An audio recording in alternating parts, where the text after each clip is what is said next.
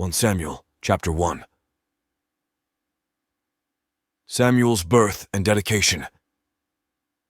There was a certain man of Ramathaim, a Zuphite from the hill country of Ephraim, whose name was Elkanah son of Jeroham son of Elihu, son of Tohu son of Zuph, an Ephraimite.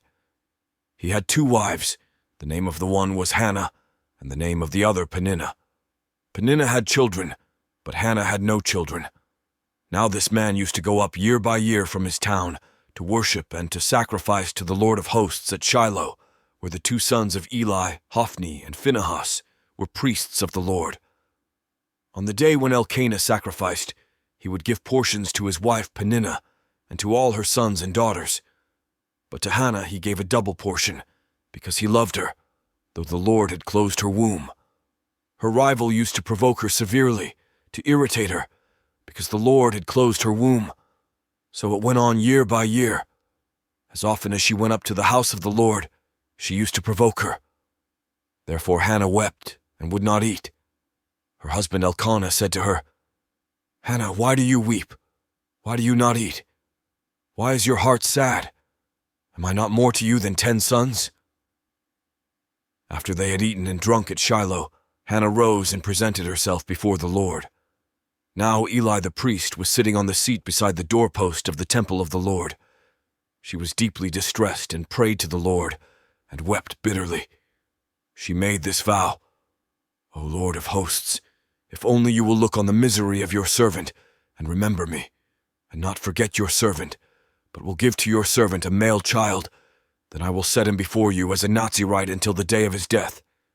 He shall drink neither wine nor intoxicants, and no razor shall touch his head."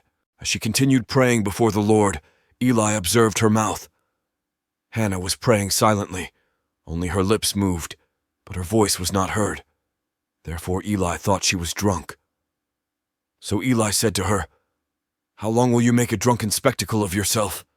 Put away your wine." But Hannah answered, "No, my lord, I am a woman deeply troubled. I have drunk neither wine nor strong drink, but I have been pouring out my soul before the Lord. Do not regard your servant as a worthless woman, for I have been speaking out of my great anxiety and vexation all this time." Then Eli answered, "Go in peace. The God of Israel grant the petition you have made to him." And she said, "Let your servant find favor in your sight." Then the woman went to her quarters, ate and drank with her husband, and her countenance was sad no longer. They rose early in the morning and worshipped before the Lord. Then they went back to their house at Ramah. Elkanah knew his wife Hannah, and the Lord remembered her. In due time Hannah conceived and bore a son. She named him Samuel, for she said, "I have asked him of the Lord." The man Elkanah and all his household went up to offer to the Lord the yearly sacrifice and to pay his vow. But Hannah did not go up, for she said to her husband, "As soon as the child is weaned, I will bring him, that he may appear in the presence of the Lord and remain there forever. I will offer him as a Nazirite for all time." Her husband Elkanah said to her, "Do what seems best to you. Wait until you have weaned him. Only, may the Lord establish his word." So the woman remained and nursed her son until she weaned him. When she had weaned him, she took him up with her, along with a 3-year-old bull, an ephah of flour, and a skin of wine. She brought him to the house of the Lord at Shiloh, and the child was young. Then they slaughtered the bull, and they brought the child to Eli. And she said, "O my lord, as you live, my lord, I am the woman who is standing here in your presence, praying to the Lord. For this child I prayed, and the Lord has granted me the petition that I made to him. Therefore I have lent him to the Lord. As long as he lives, he is given to the Lord." She left him there for the Lord. 1 Samuel, chapter 2. Hannah's prayer. Hannah prayed and said, "My heart exults in the Lord. My strength is exalted in my God. My mouth derides my enemies because I rejoice in my victory. There is no Holy One like the Lord, no one besides you. There is no rock like our God. Talk no more so very proudly. Let not arrogance come from your mouth. For the Lord is a God of knowledge, and by him actions are weighed. The bows of the mighty are broken, but the feeble gird on strength. Those who are full have hired themselves out for bread, but those who are hungry are fat with spoil. The barren has borne 7, but she who has many children is forlorn. The Lord kills and brings to life. He brings down to Sheol and raises up. The Lord makes poor and makes rich. He brings low. He also exalts. He raises up the poor from the dust. He lifts the needy from the ash heap to make them sit with princes and inherit a seat of honor. For the pillars of the earth are the Lord's, and on them he has set the world. He will guard the feet of his faithful ones, but the wicked shall be cut off in darkness. For not by might does one prevail. The Lord, his adversaries shall be shattered. The Most High will thunder in heaven. The Lord will judge the ends of the earth. He will give strength to his king and exalt the power of his anointed. Eli's wicked sons. Then Elkanah went home to Ramah, while the boy remained to minister to the Lord in the presence of the priest Eli. Now the sons of Eli were scoundrels. They had no regard for the Lord or for the duties of the priests to the people. When anyone offered sacrifice, the priest's servant would come, while the meat was boiling, with a 3-pronged fork in his hand, and he would thrust it into the pan, or kettle, or cauldron, or pot. All that the fork brought up the priest would take for himself. This is what they did at Shiloh to all the Israelites who came there. Moreover, before the fat was burned, the priest's servant would come and say to the one who was sacrificing, "Give meat for the priest to roast, for he will not accept boiled meat from you, but only raw." And if the man said to him, "Let them burn the fat first, and then take whatever you wish," he would say, "No, you must give it now. If not, I will take it by force." Thus the sin of the young men was very great in the sight of the Lord, for they treated the offerings of the Lord with contempt. The child Samuel at Shiloh Samuel was ministering before the Lord, a boy wearing a linen ephod.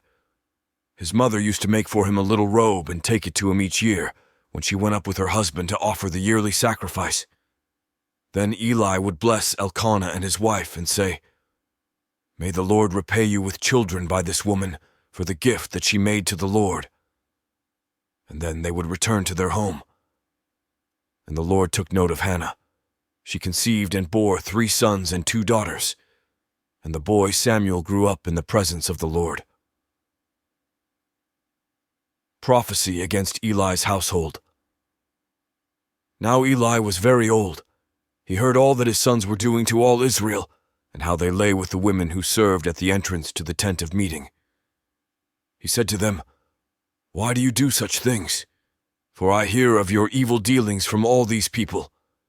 No, my sons, it is not a good report that I hear the people of the Lord spreading abroad. If one person sins against another, someone can intercede for the sinner with the Lord. But if someone sins against the Lord, who can make intercession?" But they would not listen to the voice of their father, for it was the will of the Lord to kill them. Now the boy Samuel continued to grow both in stature and in favor with the Lord and with the people. A man of God came to Eli and said to him, "Thus the Lord has said, I revealed myself to the family of your ancestor in Egypt, when they were slaves to the house of Pharaoh. I chose him out of all the tribes of Israel to be my priest, to go up to my altar, to offer incense, to wear an ephod before me.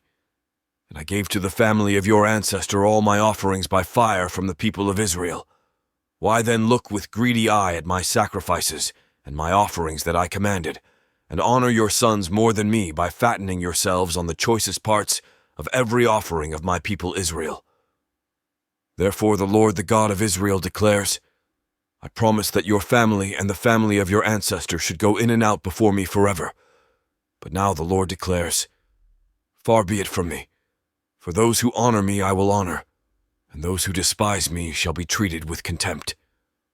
See, a time is coming when I will cut off your strength and the strength of your ancestors' family, so that no one in your family will live to old age.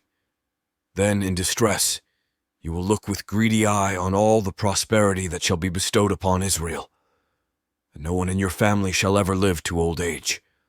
The only one of you whom I shall not cut off from my altar shall be spared to weep out his eyes and grieve his heart. All the members of your household shall die by the sword. The fate of your 2 sons, Hophni and Phinehas, shall be the sign to you. Both of them shall die on the same day. I will raise up for myself a faithful priest, who shall do according to what is in my heart and in my mind. I will build him a sure house, and he shall go in and out before my anointed one forever. Everyone who is left in your family shall come to implore him for a piece of silver or a loaf of bread, and shall say, Please put me in one of the priest's places, that I may eat a morsel of bread. 1 Samuel chapter 3. Samuel's calling and prophetic activity. Now the boy Samuel was ministering to the Lord under Eli. The word of the Lord was rare in those days. Visions were not widespread. At that time Eli, whose eyesight had begun to grow dim so that he could not see, was lying down in his room. The lamp of God had not yet gone out, and Samuel was lying down in the temple of the Lord, where the ark of God was. Then the Lord called, Samuel, Samuel! And he said, Here I am! And ran to Eli and said, Here I am, for you called me. But he said, I did not call. Lie down again. So he went and lay down. The Lord called again, Samuel! Samuel got up and went to Eli and said, Here I am, for you called me. But he said, I did not call, my son. Lie down again. Now Samuel did not yet know the Lord, and the word of the Lord had not yet been revealed to him. The Lord called Samuel again, a 3rd time, and he got up and went to Eli and said, Here I am, for you called me. Then Eli perceived that the Lord was calling the boy. Therefore Eli said to Samuel, Go, lie down, and if he calls you, you shall say, Speak, Lord, for your servant is listening. So Samuel went and lay down in his place. Now the Lord came and stood there, calling as before, Samuel, Samuel! And Samuel said, Speak, for your servant is listening. Then the Lord said to Samuel, See, I am about to do something in Israel that will make both ears of anyone who hears of it tingle. On that day I will fulfill against Eli all that I have spoken concerning his house, from beginning to end. For I have told him that I am about to punish his house forever, for the iniquity that he knew, because his sons were blaspheming God, and he did not restrain them. Therefore I swear to the house of Eli, that the iniquity of Eli's house shall not be expiated by sacrifice or offering forever. Samuel lay there until morning. Then he opened the doors of the house of the Lord. Samuel was afraid to tell the vision to Eli. But Eli called Samuel and said, Samuel, my son. He said, Here I am. Eli said, What was it that he told you? Do not hide it from me. May God do so to you and more also, if you hide anything from me of all that he told you. So Samuel told him everything, and hid nothing from him. Then he said, It is the Lord. Let him do what seems good to him.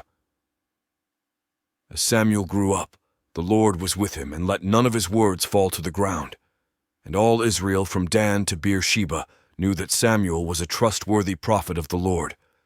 The Lord continued to appear at Shiloh, for the Lord revealed himself to Samuel at Shiloh by the word of the Lord. 1 Samuel chapter 4. And the word of Samuel came to all Israel.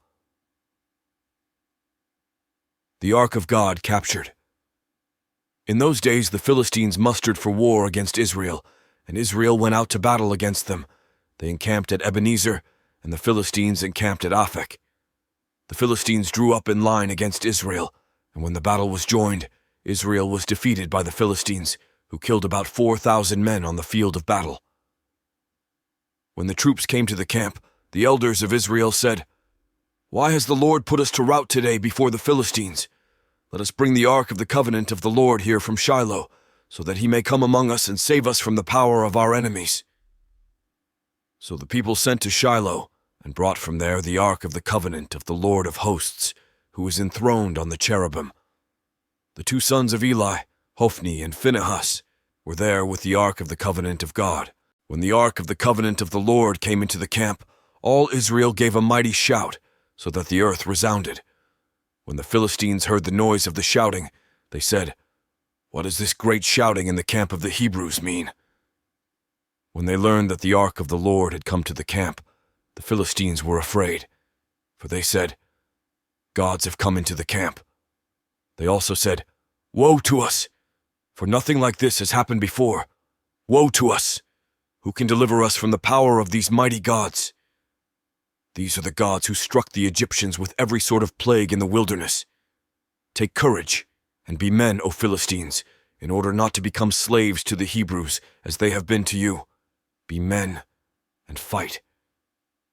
So the Philistines fought, Israel was defeated, and they fled, everyone to his home. There was a very great slaughter, for there fell of Israel 30,000 foot soldiers. The ark of God was captured, and the two sons of Eli, Hophni and Phinehas, died. Death of Eli.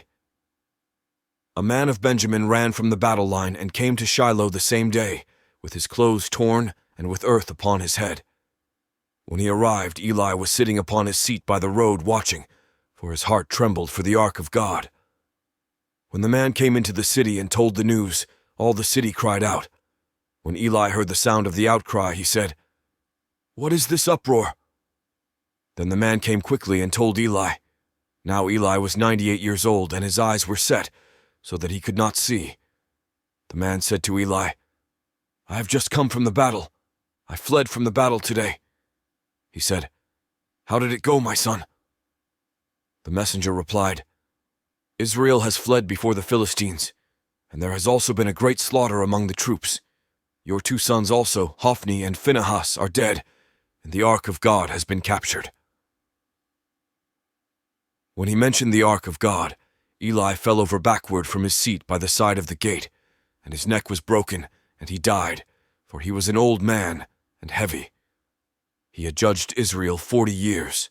Now his daughter-in-law, the wife of Phinehas, was pregnant, about to give birth. When she heard the news that the ark of God was captured, and that her father-in-law and her husband were dead, she bowed and gave birth, for her labor pains overwhelmed her. As she was about to die, the women attending her said to her, "Do not be afraid, for you have borne a son." But she did not answer or give heed. She named the child Ichabod, meaning, "The glory has departed from Israel," because the ark of God had been captured and because of her father-in-law and her husband. She said, "The glory has departed from Israel, for the ark of God has been captured." 1 Samuel chapter 5. The Philistines and the Ark. When the Philistines captured the ark of God, they brought it from Ebenezer to Ashdod. Then the Philistines took the ark of God and brought it into the house of Dagon and placed it beside Dagon. When the people of Ashdod rose early the next day, there was Dagon, fallen on his face to the ground before the ark of the Lord. So they took Dagon and put him back in his place.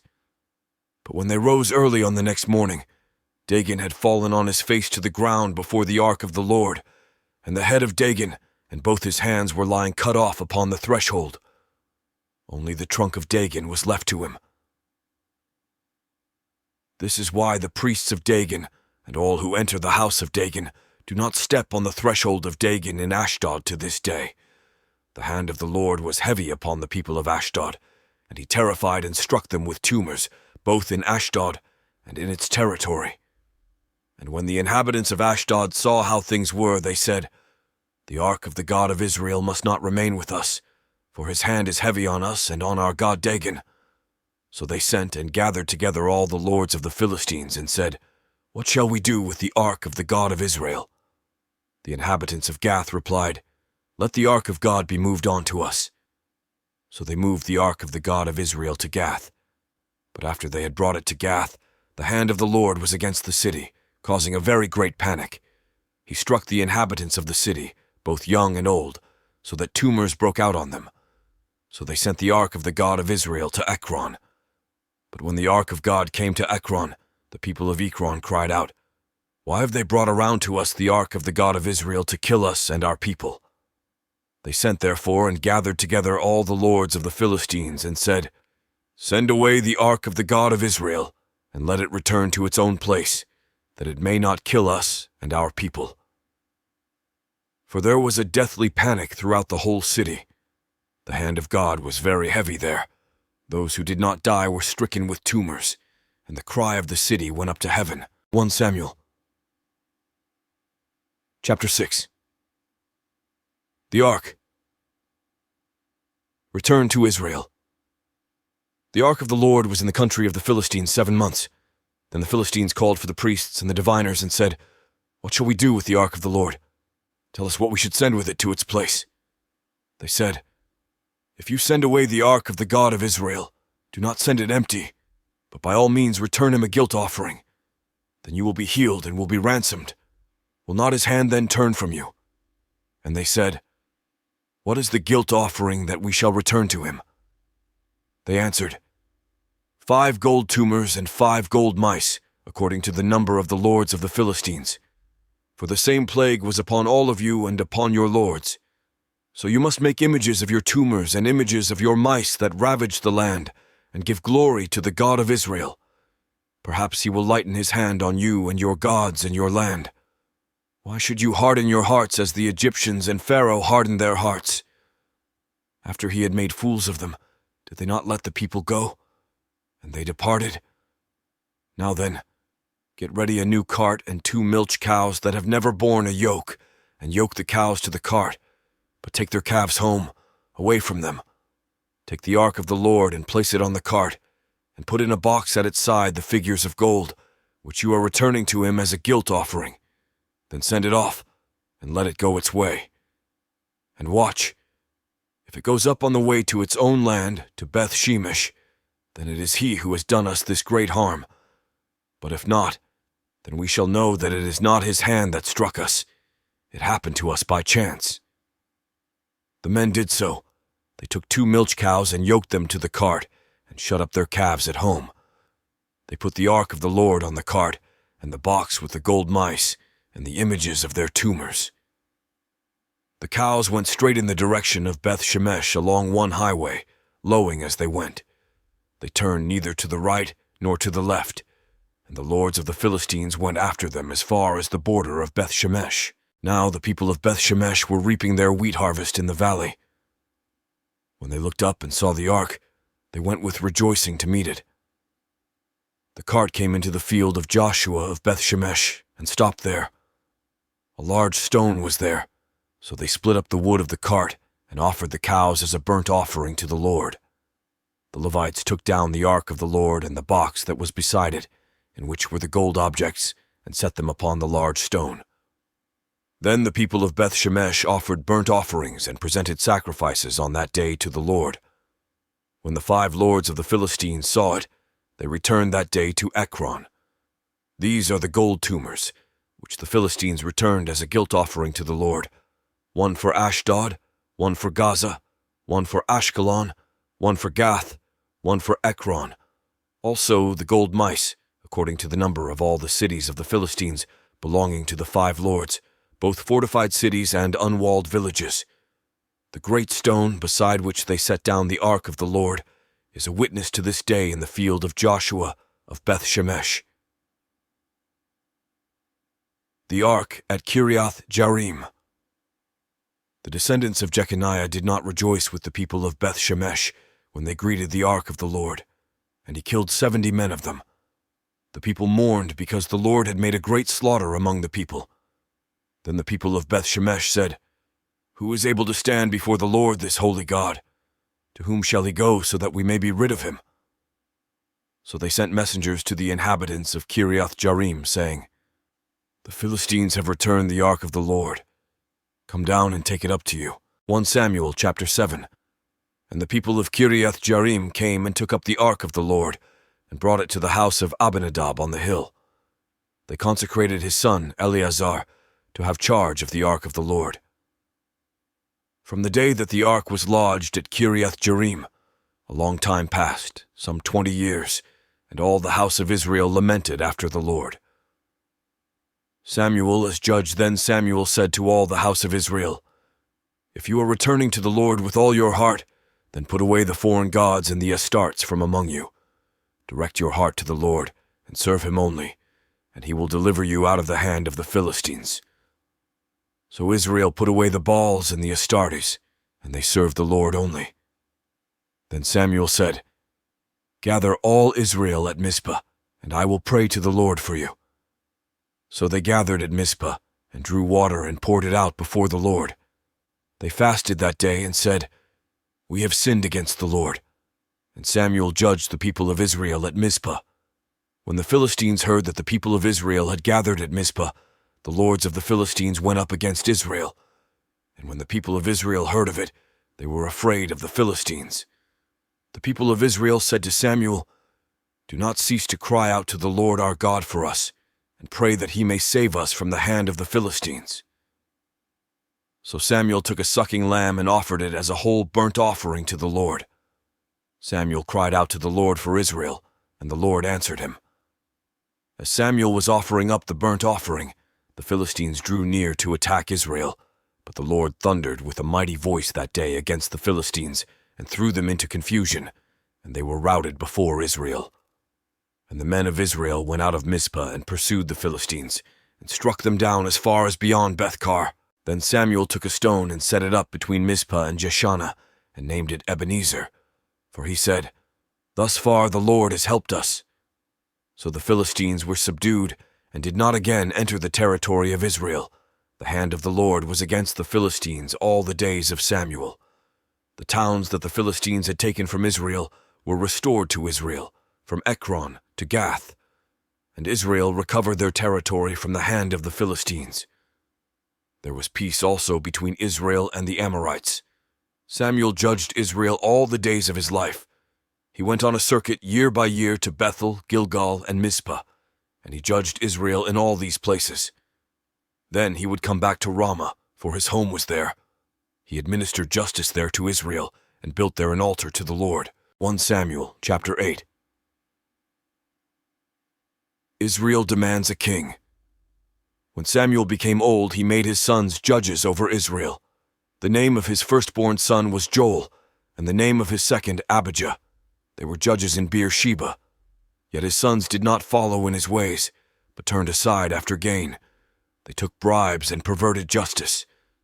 Then all the elders of Israel gathered together and came to Samuel at Ramah, and said to him, "You are old, and your sons do not follow in your ways.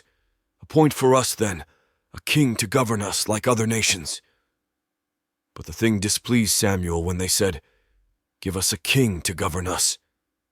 Samuel prayed to the Lord, and the Lord said to Samuel, "Listen to the voice of the people in all that they say to you.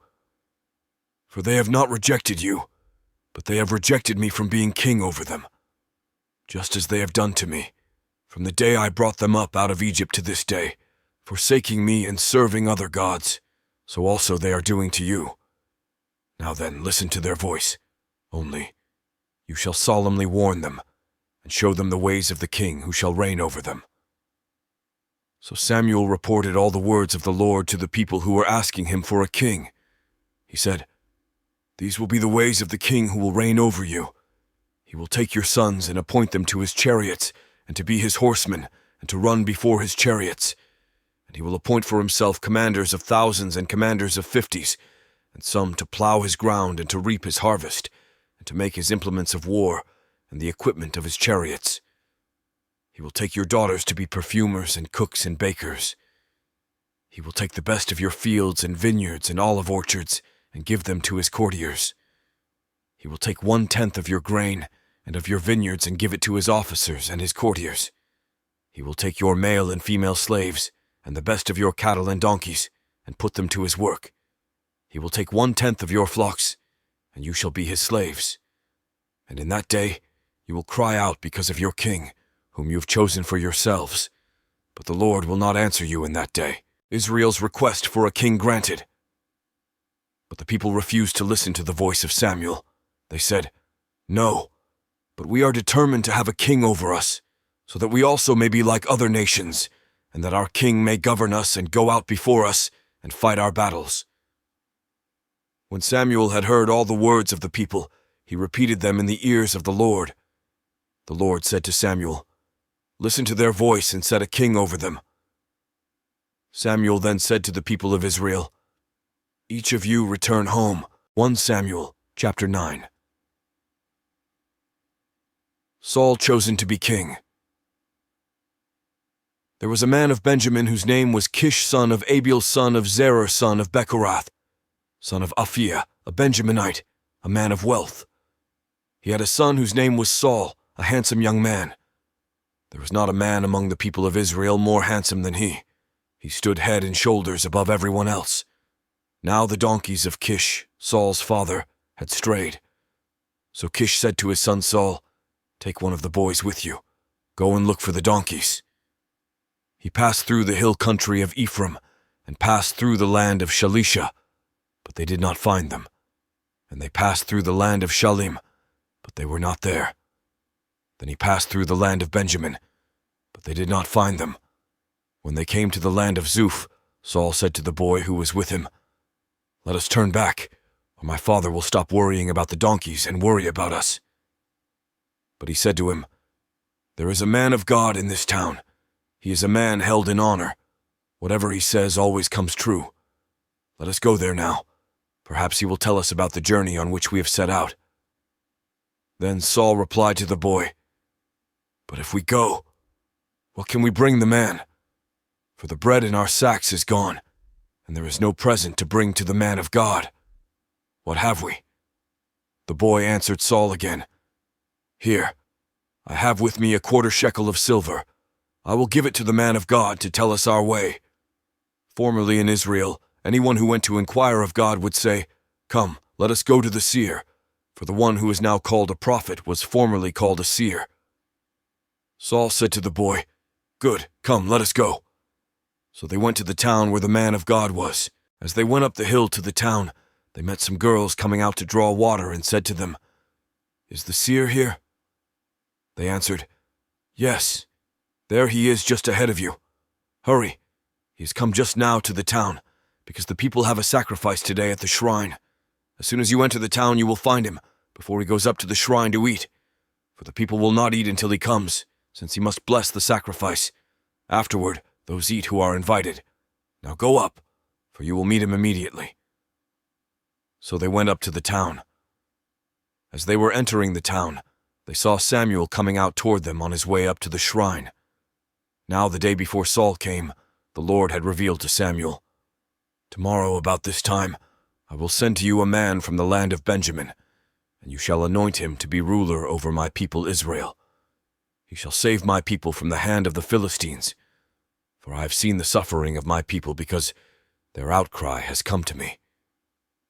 When Samuel saw Saul, the Lord told him, "Here is the man of whom I spoke to you. It is who shall rule over my people." Then Saul approached Samuel inside the gate and said, "Tell me, please, where is the house of the seer?" Samuel answered Saul, "I am the seer. Go up before me to the shrine, for today you shall eat with me, and in the morning I will let you go and will tell you all that is on your mind. As for your donkeys that were lost 3 days ago, give no further thought to them, for they have been found. And on whom is all Israel's desire fixed, if not on you and on all your ancestral house?" Saul answered, "I am only a Benjaminite from the least of the tribes of Israel, and my family is the humblest of all the families of the tribe of Benjamin. Why then have you spoken to me in this way?" Then Samuel took Saul and his servant boy and brought them into the hall, and gave them a place at the head of those who had been invited, of whom there were about 30. And Samuel said to the cook, "Bring the portion I gave you, the one I asked you to put aside." The cook took up the thigh and what went with it and set them before Saul. Samuel said, "See, what was kept is set before you. Eat, for it is set before you at the appointed time, so that you might eat with the guests." So Saul ate with Samuel that day. When they came down from the shrine into the town, a bed was spread for Saul on the roof, and he lay down to sleep. Then at the break of dawn, Samuel called to Saul upon the roof, "Get up, so that I may send you on your way." Saul got up, and both he and Samuel went out into the street. Huel anoints Saul. As they were going down to the outskirts of the town, Samuel said to Saul, "Tell the boy to go on before us, and when he has passed on, Stop here yourself for a while, that I may make known to you the word of God. 1 Samuel chapter 10. Samuel took a vial of oil and poured it on his head, and kissed him. He said, "The Lord has anointed you ruler over his people Israel. You shall reign over the people of the Lord, and you will save them from the hand of their enemies all around. Now this shall be the sign to you that the Lord has anointed you ruler over his heritage. When you depart from me today, you will meet 2 men by Rachel's tomb in the territory of Benjamin at Zelzah. They will say to you, 'The donkeys that you went to seek are found,' and now your father has stopped worrying about them and is worrying about you, saying, 'What shall I do about my son?' Then you shall go on from there further and come to the oak of Tabor. 3 men going up to God at Bethel will meet you there, one carrying 3 kids, another carrying 3 loaves of bread, and another carrying a skin of wine. They will greet you and give you 2 loaves of bread, which you shall accept from them. After that you shall come to Gibeath Elohim, at the place where the Philistine garrison is. There, as you come to the town, you will meet a band of prophets coming down from the shrine with harp, tambourine, flute, and lyre playing in front of them. They will be in a prophetic frenzy. Then the Spirit of the Lord will possess you, and you will be in a prophetic frenzy along with them and be turned into a different person. Now when these signs meet you, do whatever you see fit to do, for God is with you. And you shall go down to Gilgal ahead of me. Then I will come down to you to present burnt offerings and offer sacrifices of well-being. 7 days you shall wait until I come to you and show you what you shall do." Saul prophesies. As he turned away to leave Samuel, God gave him another heart, and all these signs were fulfilled that day. When they were going from there to Gibeah, a band of prophets met him, and the Spirit of God possessed him, and he fell into a prophetic frenzy along with them. When all who knew him before saw how he prophesied with the prophets, the people said to one another, "What has come over the son of Kish? Is Saul also among the prophets?" A man of the place answered, "And who is their father?" Therefore it became a proverb, "Is Saul also among the prophets?" When his prophetic frenzy had ended, he went home. Saul's uncle said to him and to the boy, "Where did you go?" And he replied, "To seek the donkeys, and when we saw they were not to be found, we went to Samuel." Saul's uncle said, "Tell me what Samuel said to you." Saul said to his uncle, "He told us that the donkeys had been found." But about the matter of the kingship of which Samuel had spoken, he did not tell him anything. Saul proclaimed King Samuel summoned the people to the Lord at Mizpah, and said to them, "Thus says the Lord, the God of Israel, I brought up Israel out of Egypt, and I rescued you from the hand of the Egyptians, and from the hand of all the kingdoms that were oppressing you. But today you have rejected your God, who saves you from all your calamities and your distresses, and you have said, 'No, but set a king over us.' Now therefore present yourselves before the Lord by your tribes and by your clans." Then Samuel brought all the tribes of Israel near, and the tribe of Benjamin was taken by lot. He brought the tribe of Benjamin near by its families, and the family of the Matrites was taken by lot. Finally he brought the family of the Matrites near man by man, and Saul the son of Kish was taken by lot. But when they sought him, he could not be found. So they inquired again of the Lord, "Did the man come here?" And the Lord said, "See, he has hidden himself among the baggage." Then they ran and brought him from there. When he took his stand among the people, he was head and shoulders taller than any of them. Samuel said to all the people, "Do you see the one whom the Lord has chosen? There is no one like him among all the people." And all the people shouted, "Long live the king!" Samuel told the people the rights and duties of the kingship, and he wrote them in a book and laid it up before the Lord. Then Samuel sent all the people back to their homes. Saul also went to his home at Gibeah, and with him went warriors whose hearts God had touched. But some worthless fellows said, "How can this man save us?" They despised him and brought him no present, but he held his peace. Now Nahash, king of the Ammonites, had been grievously oppressing the Gadites and the Reubenites. He would gouge out the right eye of each of them, and would not grant Israel a deliverer. No one was left of the Israelites across the Jordan whose right eye Nahash, king of the Ammonites, had not gouged out. But there were 7,000 men who had escaped from the Ammonites and had entered Jabesh Gilead. 1 Samuel chapter 11. Saul defeats the Ammonites. About a month later, Nahash the Ammonite went up and besieged Jabesh Gilead, and all the men of Jabesh said to Nahash, "Make a treaty with us, and we will serve you." But Nahash the Ammonite said to them, "On this condition I will make a treaty with you, namely that I gouge out everyone's right eye, and thus put disgrace upon all Israel." The elders of Jabesh said to him, "Give us 7 days' respite that we may send messengers through all the territory of Israel. Then if there is no one to save us, we will give ourselves up to you." When the messengers came to Gibeah of Saul, they reported the matter in the hearing of the people, and all the people wept aloud.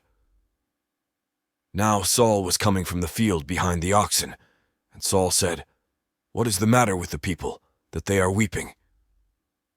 So they told him the message from the inhabitants of Jabesh, and the Spirit of God came upon Saul in power when he heard these words, and his anger was greatly kindled.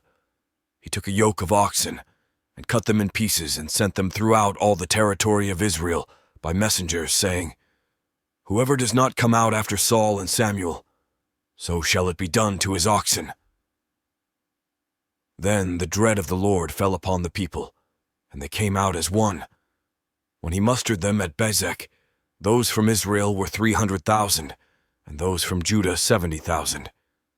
They said to the messengers who had come, "Thus shall you say to the inhabitants of Jabesh Gilead, tomorrow, by the time the sun is hot, you shall have deliverance." When the messengers came and told the inhabitants of Jabesh, they rejoiced. So the inhabitants of Jabesh said, "Tomorrow we will give ourselves up to you, and you may do to us whatever seems good to you." The next day Saul put the people in 3 companies. At the morning watch they came into the camp and cut down the Ammonites until the heat of the day, and those who survived were scattered, so that no 2 of them were left together. The people said to Samuel, "Who is it that said, 'Shall Saul reign over us?' Give them to us so that we may put them to death." But Saul said, "No one shall be put to death this day, for today the Lord has brought deliverance to Israel." Samuel said to the people, "Come, let us go to Gilgal, and there renew the kingship." So all the people went to Gilgal, and there they made Saul king before the Lord in Gilgal. There they sacrificed offerings of well-being before the Lord, and there Saul and all the Israelites rejoiced greatly. 1 Samuel chapter 12. Samuel's farewell address. Samuel said to all Israel, "I have listened to you in all that you have said to me, and have set a king over you. See, it is the king who leads you now. I am old and gray, but my sons are with you. I have led you from my youth until this day. Here I am. Testify against me before the Lord, and before his anointed. Whose ox have I taken?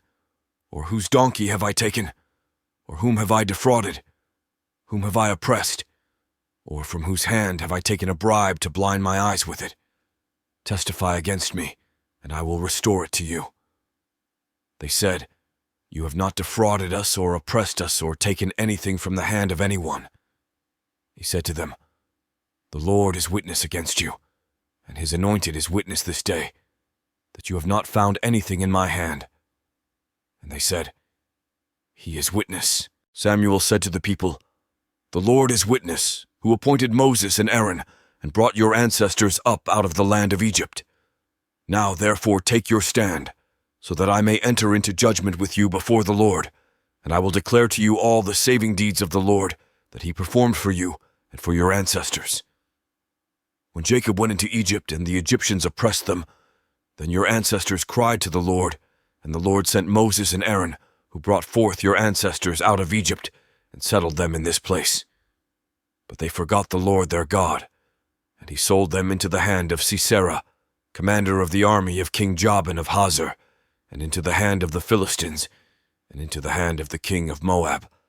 and they fought against them. Then they cried to the Lord and said, "We have sinned, because we have forsaken the Lord, and have served the Baals and the Astartes. But now rescue us out of the hand of our enemies, and we will serve you." And the Lord sent Jerubbaal and Barak, and Jephthah and Samson, and rescued you out of the hand of your enemies on every side, and you lived in safety. But when you saw that King Nahash of the Ammonites came against you, you said to me, "No, but a king shall reign over us, though the Lord your God was your king. See, here is the king whom you have chosen, for whom you have asked. See, the Lord has set a king over you. If you will fear the Lord and serve him and heed his voice, and not rebel against the commandment of the Lord, and if both you and the king who reigns over you will follow the Lord your God, it will be well. But if you will not heed the voice of the Lord, but rebel against the commandment of the Lord, then the hand of the Lord will be against you and your king. Now therefore take your stand, and see this great thing that the Lord will do before your eyes. Is it not the wheat harvest today? I will call upon the Lord that he may send thunder and rain, and you shall know and see that the wickedness that you have done in the sight of the Lord is great in demanding a king for yourselves." So Samuel called upon the Lord, and the Lord sent thunder and rain that day, and all the people greatly feared the Lord and Samuel. All the people said to Samuel, "Pray to the Lord your God for your servants, so that we may not die, for we have added to all our sins the evil of demanding a king for ourselves." And Samuel said to the people, "Do not be afraid.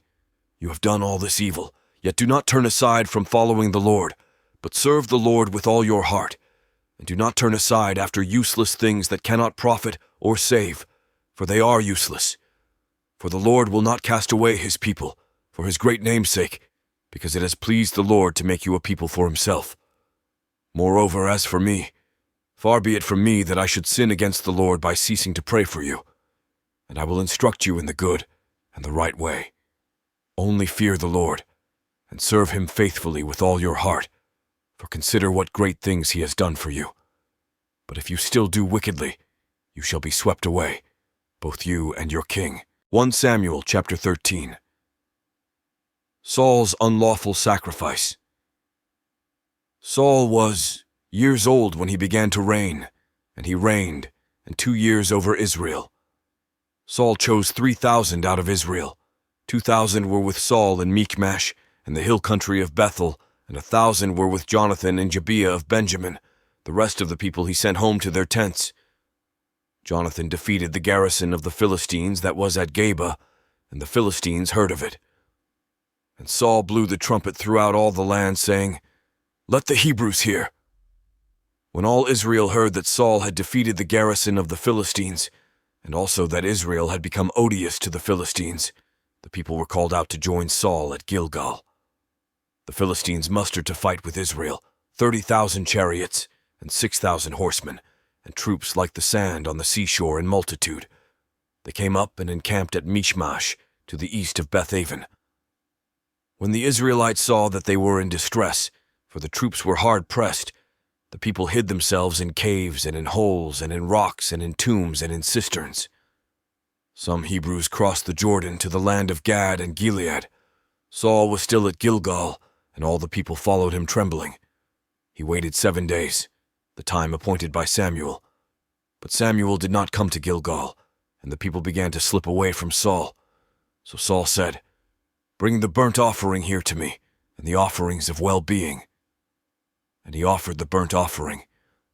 As soon as he had finished offering the burnt offering, Samuel arrived, and Saul went out to meet him and salute him. Samuel said, "What have you done?"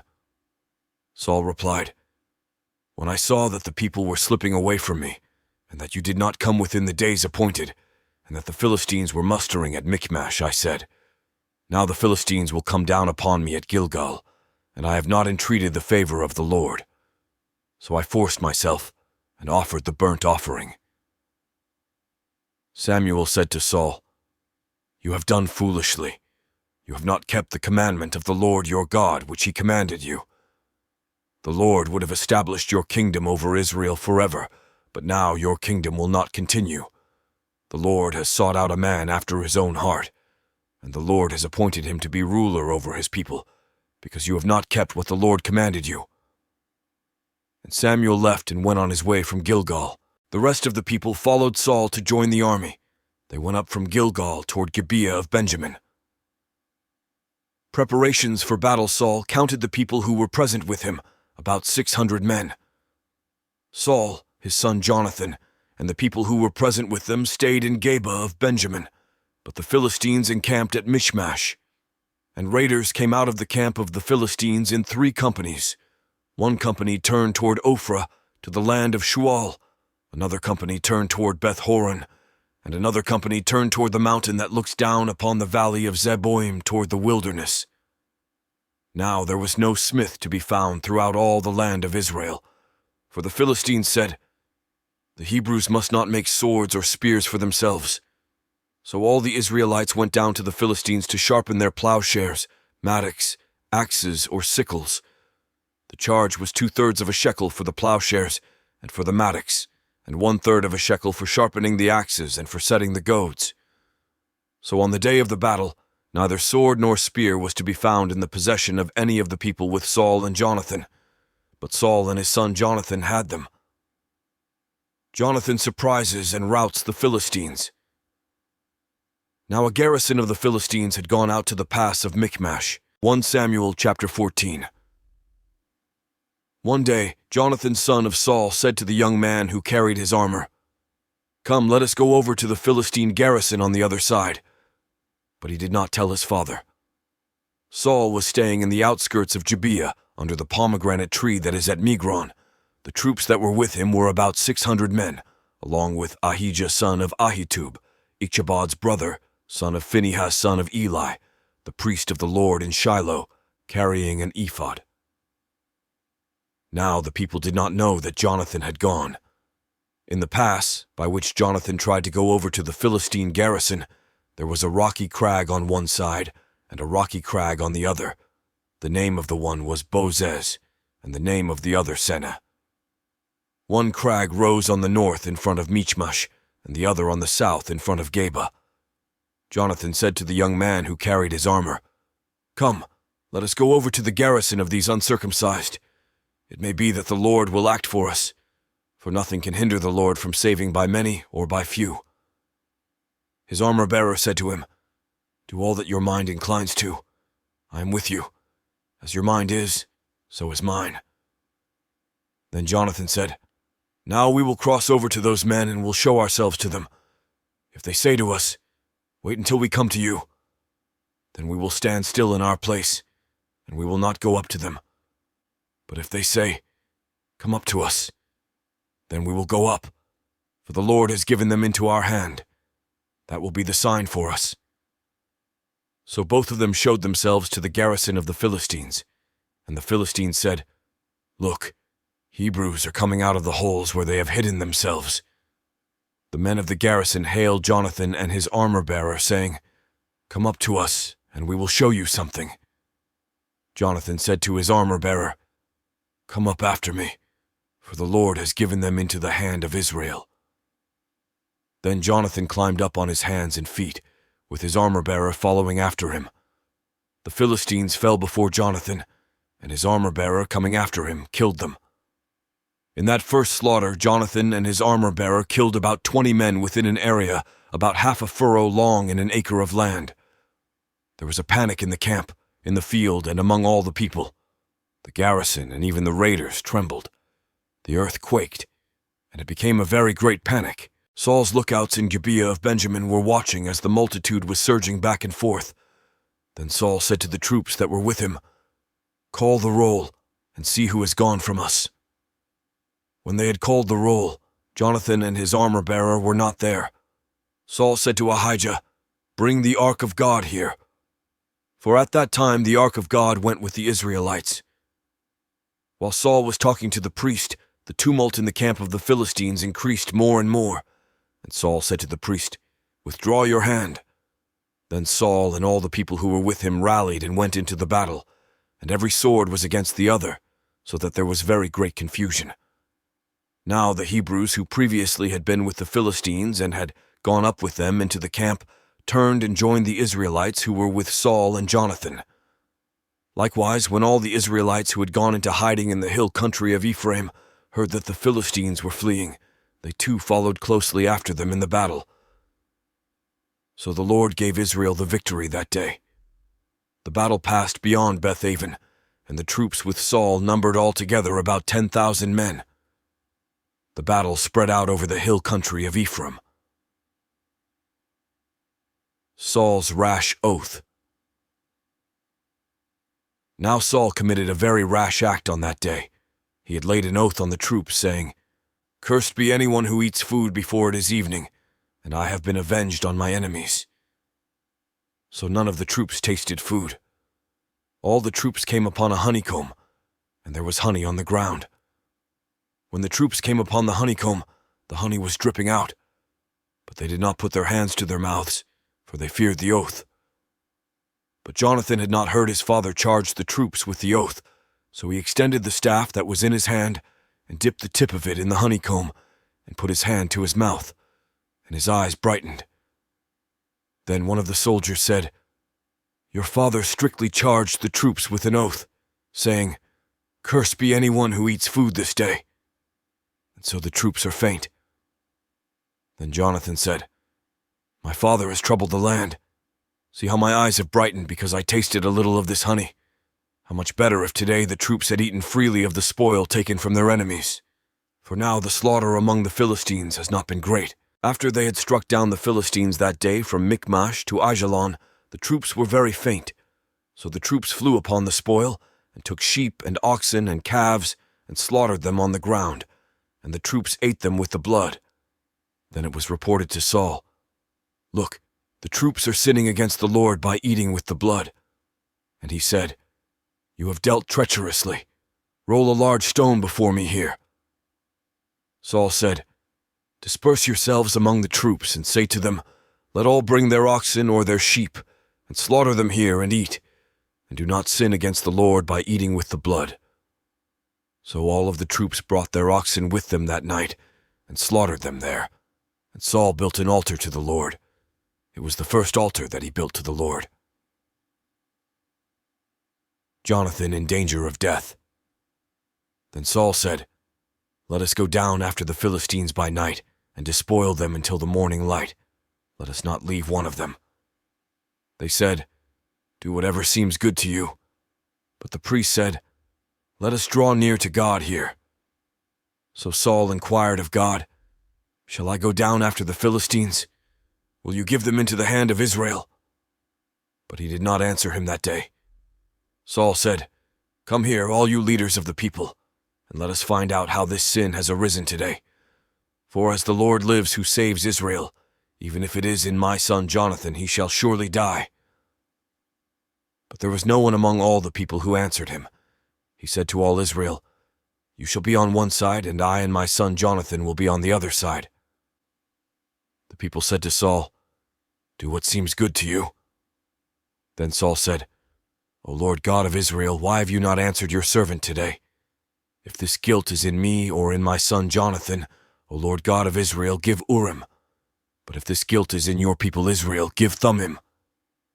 And Jonathan and Saul were indicated by the lot, but the people were cleared. Then Saul said, "Cast the lot between me and my son Jonathan." And Jonathan was taken. Then Saul said to Jonathan, "Tell me what you have done." Jonathan told him, "I tasted a little honey with the tip of the staff that was in my hand. Here I am. I will die." Saul said, "God do so to me, and more also. You shall surely die, Jonathan." Then the people said to Saul, "Shall Jonathan die, who has accomplished this great victory in Israel? Far from it. As the Lord lives, not one hair of his head shall fall to the ground, for he has worked with God today." So the people ransomed Jonathan, and he did not die. Then Saul withdrew from pursuing the Philistines, and the Philistines went to their own place. Saul's continuing wars. When Saul had taken the kingship over Israel, he fought against all his enemies on every side, against Moab, against the Ammonites, against Edom, against the kings of Zobah, and against the Philistines. Wherever he turned, he routed them. He did valiantly, and struck down the Amalekites, and rescued Israel out of the hands of those who plundered them. Now the sons of Saul were Jonathan, Ishvi, and Malchishua, and the names of his 2 daughters were these. The name of the firstborn was Merab, and the name of the younger, Michal. The name of Saul's wife was Ahinoam, daughter of Ahimaaz, and the name of the commander of his army was Abner, son of Ner, Saul's uncle. Kish was the father of Saul, and Ner, the father of Abner, was the son of Abiel. There was hard fighting against the Philistines all the days of Saul, and when Saul saw any strong or valiant warrior, he took him into his service. 1 Samuel chapter 15. Saul defeats the Amalekites, but spares their king. Samuel said to Saul, "The Lord sent me to anoint you king over his people Israel. Now therefore listen to the words of the Lord. Thus says the Lord of hosts, I will punish the Amalekites for what they did in opposing the Israelites when they came up out of Egypt. Now go and attack Amalek, and utterly destroy all that they have. Do not spare them, but kill both man and woman, child and infant, ox and sheep, camel and donkey." So Saul summoned the people and numbered them in Telaim, 200,000 foot soldiers, and 10,000 soldiers of Judah. Saul came to the city of the Amalekites, and lay in wait in the valley. Saul said to the Kenites, "Go, leave, withdraw from among the Amalekites, or I will destroy you with them, for you showed kindness to all the people of Israel when they came up out of Egypt." So the Kenites withdrew from the Amalekites. Saul defeated the Amalekites from Havilah as far as Shur, which is east of Egypt. He took King Agag of the Amalekites alive, but utterly destroyed all the people with the edge of the sword.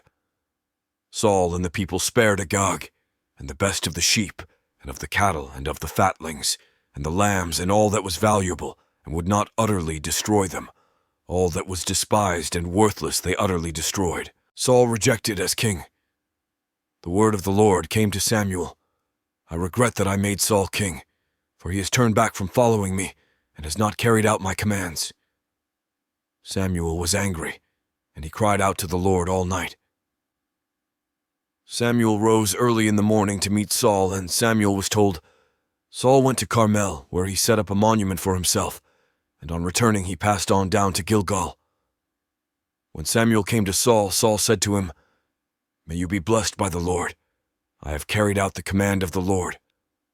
But Samuel said, "What then is this bleating of sheep in my ears, and the lowing of cattle that I hear?" Saul said, "They have brought them from the Amalekites. For the people spared the best of the sheep and the cattle to sacrifice to the Lord your God, but the rest we have utterly destroyed." Then Samuel said to Saul, "Stop, I will tell you what the Lord said to me last night." He replied, "Speak." Samuel said, "Though you are little in your own eyes, are you not the head of the tribes of Israel? The Lord anointed you king over Israel, and the Lord sent you on a mission and said, 'Go, utterly destroy the sinners, the Amalekites, and fight against them until they are consumed.' Why then did you not obey the voice of the Lord? Why did you swoop down on the spoil and do what was evil in the sight of the Lord?" Saul said to Samuel, "I have obeyed the voice of the Lord. I have gone on the mission on which the Lord sent me. I have brought Agag, the king of Amalek, and I have utterly destroyed the Amalekites. But from the spoil the people took sheep and cattle, the best of the things devoted to destruction, to sacrifice to the Lord your God in Gilgal." And Samuel said, "Has the Lord as great delight in burnt offerings and sacrifices as in obedience to the voice of the Lord? Surely to obey is better than sacrifice, and to heed than the fat of rams. For rebellion is no less a sin than divination, and stubbornness is like iniquity and idolatry. Because you have rejected the word of the Lord, he has also rejected you from being king." Saul said to Samuel, "I have sinned, for I have transgressed the commandment of the Lord and your words, because I feared the people and obeyed their voice. Now therefore, I pray, pardon my sin, and return with me, so that I may worship the Lord." Samuel said to Saul, "I will not return with you, for you have rejected the word of the Lord, and the Lord has rejected you from being king over Israel."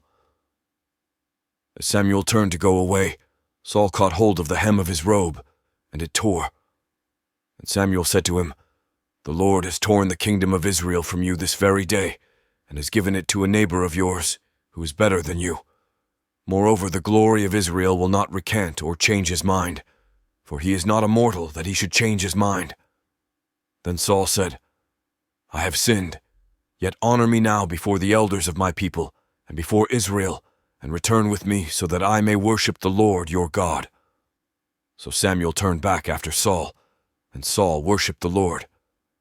Then Samuel said, "Bring Agag, king of the Amalekites, here to me." And Agag came to him haltingly. Agag said, "Surely this is the bitterness of death." But Samuel said, "As your sword has made women childless, so your mother shall be childless among women." And Samuel hewed Agag in pieces before the Lord in Gilgal. Then Samuel went to Ramah, and Saul went up to his house in Gibeah of Saul. Samuel did not see Saul again until the day of his death, but Samuel grieved over Saul, and the Lord was sorry that he had made Saul king over Israel. 1 Samuel chapter 16. David anointed as king, the Lord said to Samuel, "How long will you grieve over Saul? I have rejected him from being king over Israel. Fill your horn with oil and set out. I will send you to Jesse the Bethlehemite, for I have provided for myself a king among his sons." Samuel said, "How can I go? If Saul hears of it, he will kill me." And the Lord said, "Take a heifer with you and say, 'I have come to sacrifice to the Lord.'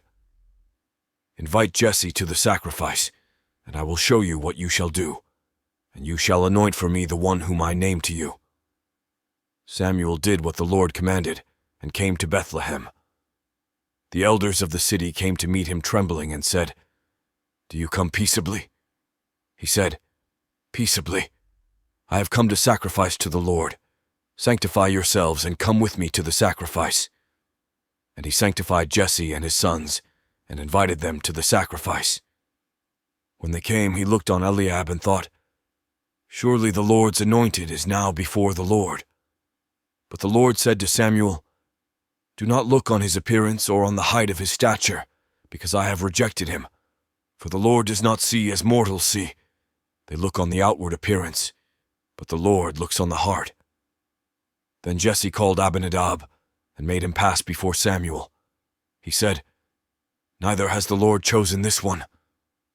Then Jesse made Shammah pass by, and he said, "Neither has the Lord chosen this one." Jesse made 7 of his sons pass before Samuel, and Samuel said to Jesse, "The Lord has not chosen any of these." Samuel said to Jesse, "Are all your sons here?" And he said, "There remains yet the youngest, but he is keeping the sheep." And Samuel said to Jesse, "Send and bring him, for we will not sit down until he comes here."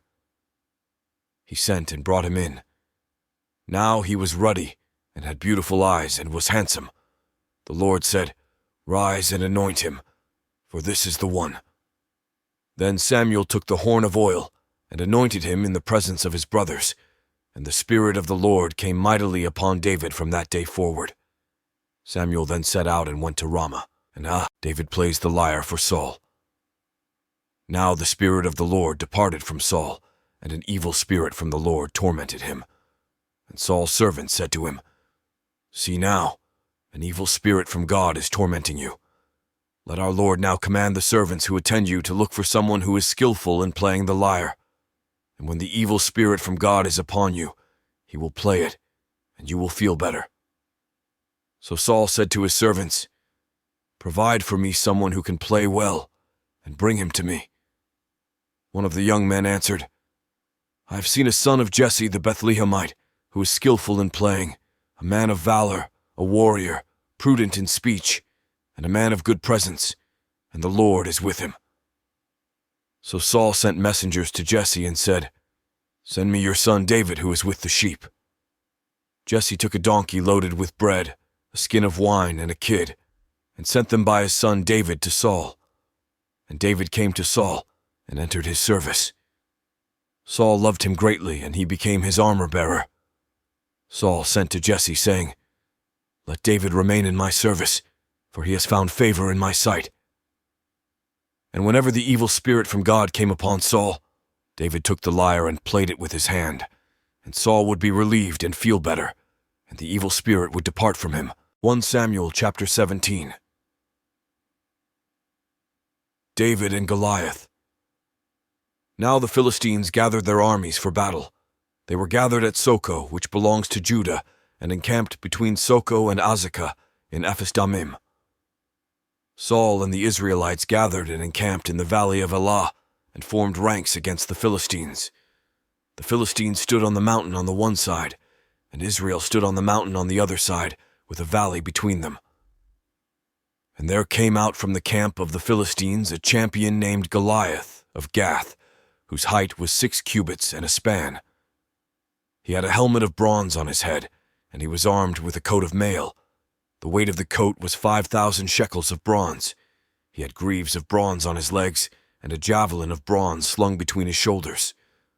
The shaft of his spear was like a weaver's beam, and his spear's head weighed 600 shekels of iron, and his shield-bearer went before him. He stood and shouted to the ranks of Israel, "Why have you come out to draw up for battle? Am I not a Philistine, and are you not servants of Saul? Choose a man for yourselves and let him come down to me. If he is able to fight with me and kill me, then we will be your servants. But if I prevail against him and kill him, then you shall be our servants and serve us." And the Philistine said, "Today I defy the ranks of Israel. Give me a man that we may fight together." When Saul and all Israel heard these words of the Philistine, they were dismayed and greatly afraid. Now David was the son of an Ephrathite of Bethlehem in Judah, named Jesse, who had 8 sons. In the days of Saul the man was already old and advanced in years. The 3 eldest sons of Jesse had followed Saul to the battle. The names of his 3 sons who went to the battle were Eliab the firstborn, and next to him Abinadab, and the third Shammah. David was the youngest. The 3 eldest followed Saul, but David went back and forth from Saul to feed his father's sheep at Bethlehem. For 40 days the Philistine came forward and took his stand, morning and evening. Jesse said to his son David, "Take for your brothers an ephah of this parched grain and these 10 loaves, and carry them quickly to the camp to your brothers. Also take these 10 cheeses to the commander of their 1,000. See how your brothers fare and bring some token from them." Now Saul and they and all the men of Israel were in the valley of Elah, fighting with the Philistines. David rose early in the morning, left the sheep with the keeper, took the provisions, and went as Jesse had commanded him. He came to the encampment as the army was going forth to the battle line, shouting the war cry. Israel and the Philistines drew up for battle, army against army. David left the things in charge of the keeper of the baggage, ran to the ranks, and went and greeted his brothers. As he talked with them, the champion, the Philistine of Gath, Goliath by name, came up out of the ranks of the Philistines and spoke the same words as before. And David heard him. All the Israelites, when they saw the man, fled from him and were very much afraid. The Israelites said, "Have you seen this man who has come up? Surely he has come up to defy Israel. The king will greatly enrich the man who kills him, and will give him his daughter, and make his family free in Israel." David said to the men who stood by him, "What shall be done for the man who kills this Philistine, and takes away the reproach from Israel? For who is this uncircumcised Philistine, that he should defy the armies of the living God?" The people answered him in the same way, "So shall it be done for the man who kills him." His eldest brother Eliab heard him talking to the men, and Eliab's anger was kindled against David. He said, "Why have you come down? With whom have you left those few sheep in the wilderness?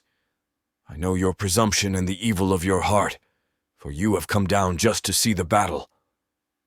David said, "What have I done now? It was only a question." He turned away from him toward another, and spoke in the same way. And the people answered him again as before. When the words that David spoke were heard, they repeated them before Saul, and he sent for him. David said to Saul, "Let no one's heart fail because of him. Your servant will go and fight with this Philistine." Saul said to David, You are not able to go against this Philistine to fight with him, for you are just a boy, and he has been a warrior from his youth." But David said to Saul, "Your servant used to keep sheep for his father, and whenever a lion or a bear came and took a lamb from the flock, I went after it and struck it down, rescuing the lamb from its mouth. And if it turned against me, I would catch it by the jaw, strike it down, and kill it. Your servant has killed both lions and bears, and this uncircumcised Philistine shall be like one of them, since he has defied the armies of the living God." David said, "The Lord, who saved me from the paw of the lion and from the paw of the bear, will save me from the hand of this Philistine." So Saul said to David, "Go, and may the Lord be with you." Saul clothed David with his armor. He put a bronze helmet on his head and clothed him with a coat of mail. David strapped Saul's sword over the armor, and he tried in vain to walk, for he was not used to them. Then David said to Saul, "I cannot walk with these, for I am not used to them." So David removed them. Then he took his staff in his hand and chose 5 smooth stones from the wadi and put them in his shepherd's bag in the pouch. His sling was in his hand, and he drew near to the Philistine. The Philistine came on and drew near to David, with his shield-bearer in front of him. When the Philistine looked and saw David, he disdained him, for he was only a youth, ruddy and handsome in appearance. The Philistine said to David, "Am I a dog, that you come to me with sticks?" And the Philistine cursed David by his gods. The Philistine said to David, "Come to me, and I will give your flesh to the birds of the air and to the wild animals of the field." But David said to the Philistine, "You come to me with sword and spear and javelin, but I come to you in the name of the Lord of hosts, the God of the armies of Israel, whom you have defied.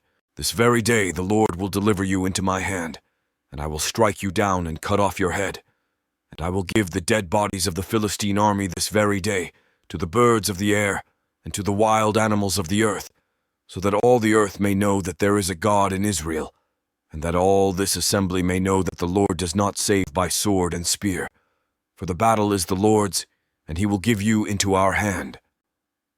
When the Philistine drew nearer to meet David, David ran quickly toward the battle line to meet the Philistine. David put his hand in his bag, took out a stone, slung it, and struck the Philistine on his forehead. The stone sank into his forehead, and he fell face down on the ground. So David prevailed over the Philistine with a sling and a stone, striking down the Philistine and killing him. There was no sword in David's hand. Then David ran and stood over the Philistine. He grasped his sword, drew it out of its sheath, and killed him. Then he cut off his head with it. When the Philistines saw that their champion was dead, they fled. The troops of Israel and Judah rose up with a shout and pursued the Philistines as far as Gath and the gates of Ekron, so that the wounded Philistines fell on the way from Sharaim as far as Gath and Ekron. The Israelites came back from chasing the Philistines, and they plundered their camp. David took the head of the Philistine and brought it to Jerusalem, but he put his armor in his tent. When Saul saw David go out against the Philistine, he said to Abner, the commander of the army, "Abner, whose son is this young man?" Abner said, "As your soul lives, O king, I do not know." The king said, "Inquire whose son the stripling is." On David's return from killing the Philistine, Abner took him and brought him before Saul with the head of the Philistine in his hand. Saul said to him, "Whose son are you, young man?" And David answered, "I am the son of your servant Jesse the Bethlehemite." 1 Samuel chapter 18. Jonathan's covenant with David. When David had finished speaking to Saul, the soul of Jonathan was bound to the soul of David, and Jonathan loved him as his own soul. Saul took him that day and would not let him return to his father's house. Then Jonathan made a covenant with David, because he loved him as his own soul. Jonathan stripped himself of the robe that he was wearing, and gave it to David, and his armor, and even his sword and his bow and his belt. David went out and was successful wherever Saul sent him. As a result, Saul set him over the army, and all the people, even the servants of Saul, approved. As they were coming home when David returned from killing the Philistine, the women came out of all the towns of Israel, singing and dancing, to meet King Saul with tambourines, with songs of joy, and with musical instruments. And the women sang to one another as they made merry, "Saul has killed his thousands, and David his 10,000s." Saul was very angry, for this saying displeased him. He said, "They have ascribed to David 10,000s, and to me they have ascribed thousands. What more can he have but the kingdom?" So Saul eyed David from that day on. Saul tries to kill David. The next day an evil spirit from God rushed upon Saul, and he raved within his house, while David was playing the lyre, as he did day by day. Saul had his spear in his hand, and Saul threw the spear, for he thought, "I will pin David to the wall." But David eluded him twice. Saul was afraid of David because the Lord was with him, but had departed from Saul. So Saul removed him from his presence and made him a commander of 1,000, and David marched out and came in, leading the army. David had success in all his undertakings, for the Lord was with him. When Saul saw that he had great success, he stood in awe of him. But all Israel and Judah loved David, for it was he who marched out and came in leading them. David marries Michal. Then Saul said to David, "Here is my elder daughter Merab. I will give her to you as a wife. Only be valiant for me, and fight the Lord's battles." For Saul thought, "I will not raise a hand against him. Let the Philistines deal with him." David said to Saul, "Who am I and who are my kinsfolk, my father's family in Israel, that I should be son-in-law to the king?" But at the time when Saul's daughter Merab should have been given to David, she was given to Adriel the Meholithite as a wife. Now Saul's daughter Michal loved David. Saul was told, and the thing pleased him. Saul thought, "Let me give her to him, that she may be a snare for him, and that the hand of the Philistines may be against him." Therefore Saul said to David a second time, "You shall now be my son-in-law." Saul commanded his servants, "Speak to David in private and say, 'See, the king is delighted with you, and all his servants love you. Now then, become the king's son-in-law.'" So Saul's servants reported these words to David in private. And David said, "Does it seem to you a little thing to become the king's son-in-law, seeing that I am a poor man and of no repute?" The servants of Saul told him, "This is what David said." Then Saul said, "Thus shall you say to David, 'The king desires no marriage present except 100 foreskins of the Philistines, that he may be avenged on the king's enemies.'" Now Saul planned to make David fall by the hand of the Philistines. When his servants told David these words, David was well pleased to be the king's son-in-law. Before the time had expired, David rose and went, along with his men, and killed 100 of the Philistines, and David brought their foreskins, which were given in full number to the king, that he might become the king's son-in-law. Saul gave him his daughter Michal as a wife. But when Saul realized that the Lord was with David, and that Saul's daughter Michal loved him, Saul was still more afraid of David. So Saul was David's enemy from that time forward. Then the commanders of the Philistines came out to battle, and as often as they came out, David had more success than all the servants of Saul, so that his fame became very great. 1 Samuel, chapter 19. Jonathan intercedes, for David. Saul spoke with his son Jonathan, and with all his servants about killing David. But Saul's son Jonathan took great delight in David. Jonathan told David, "My father Saul is trying to kill you, therefore be on guard tomorrow morning. Stay in a secret place and hide yourself. I will go out and stand beside my father in the field where you are, and I will speak to my father about you. If I learn anything, I will tell you." Jonathan spoke well of David to his father Saul, saying to him, "The king should not sin against his servant David, because he has not sinned against you, and because his deeds have been of good service to you. For he took his life in his hand when he attacked the Philistine, and the Lord brought about a great victory for all Israel. You saw it and rejoiced. Why then will you sin against an innocent person by killing David without cause?" Saul heeded the voice of Jonathan. Saul swore, "As the Lord lives, he shall not be put to death." So Jonathan called David and related all these things to him. Jonathan then brought David to Saul, and he was in his presence as before. Michal helps David escape from Saul. Again there was war, and David went out to fight the Philistines. He launched a heavy attack on them so that they fled before him. Then an evil spirit from the Lord came upon Saul, as he sat in his house with his spear in his hand, while David was playing music. Saul sought to pin David to the wall with the spear, but he eluded Saul, so that he struck the spear into the wall. David fled and escaped that night. Saul sent messengers to David's house to keep watch over him, planning to kill him in the morning. David's wife Michal told him, "If you do not save your life tonight, tomorrow you will be killed." So Michal let David down through the window. He fled away and escaped. Michal took an idol and laid it on the bed. She put a net of goat's hair on its head and covered it with the clothes. When Saul sent messengers to take David, she said, "He is sick." Then Saul sent the messengers to see David for themselves. He said, "Bring him up to me in the bed, that I may kill him." When the messengers came in, the idol was in the bed, with the covering of goat's hair on its head.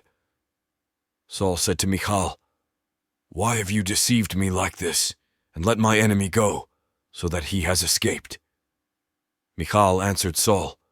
He said to me, "Let me go. Why should I kill you?" David joined Samuel in Ramah. Now David fled and escaped. He came to Samuel at Ramah and told him all that Saul had done to him. He and Samuel went and settled at Naioth. Saul was told, "David is at Naioth in Ramah." Then Saul sent messengers to take David. When they saw the company of the prophets in a frenzy, with Samuel standing in charge of them, the Spirit of God came upon the messengers of Saul, and they also fell into a prophetic frenzy. When Saul was told, he sent other messengers, and they also fell into a frenzy. Saul sent messengers again the third time, and they also fell into a frenzy. Then he himself went to Ramah. He came to the great well that is in Seku. He asked, "Where are Samuel and David?" And someone said, "They are at Naioth in Ramah." He went there toward Naioth in Ramah, and the Spirit of God came upon him. As he was going, he fell into a prophetic frenzy until he came to Naioth in Ramah. He too stripped off his clothes, and he too fell into a frenzy before Samuel. He lay naked all that day and all that night. Therefore it is said, "Is Saul also among the prophets?" 1 Samuel chapter 20. The friendship of David and Jonathan David fled from Naioth in Ramah. He came before Jonathan and said, "What have I done? What is my guilt? And what is my sin against your father that he is trying to take my life?" He said to him, "Far from it. You shall not die. My father does nothing either great or small without disclosing it to me. And why should my father hide this from me? Never." But David also swore, "Your father knows well that you like me, and he thinks, 'Do not let Jonathan know this, or he will be grieved.' But truly, as the Lord lives, and as you yourself live, there is but a step between me and death." Then Jonathan said to David, "Whatever you say, I will do for you."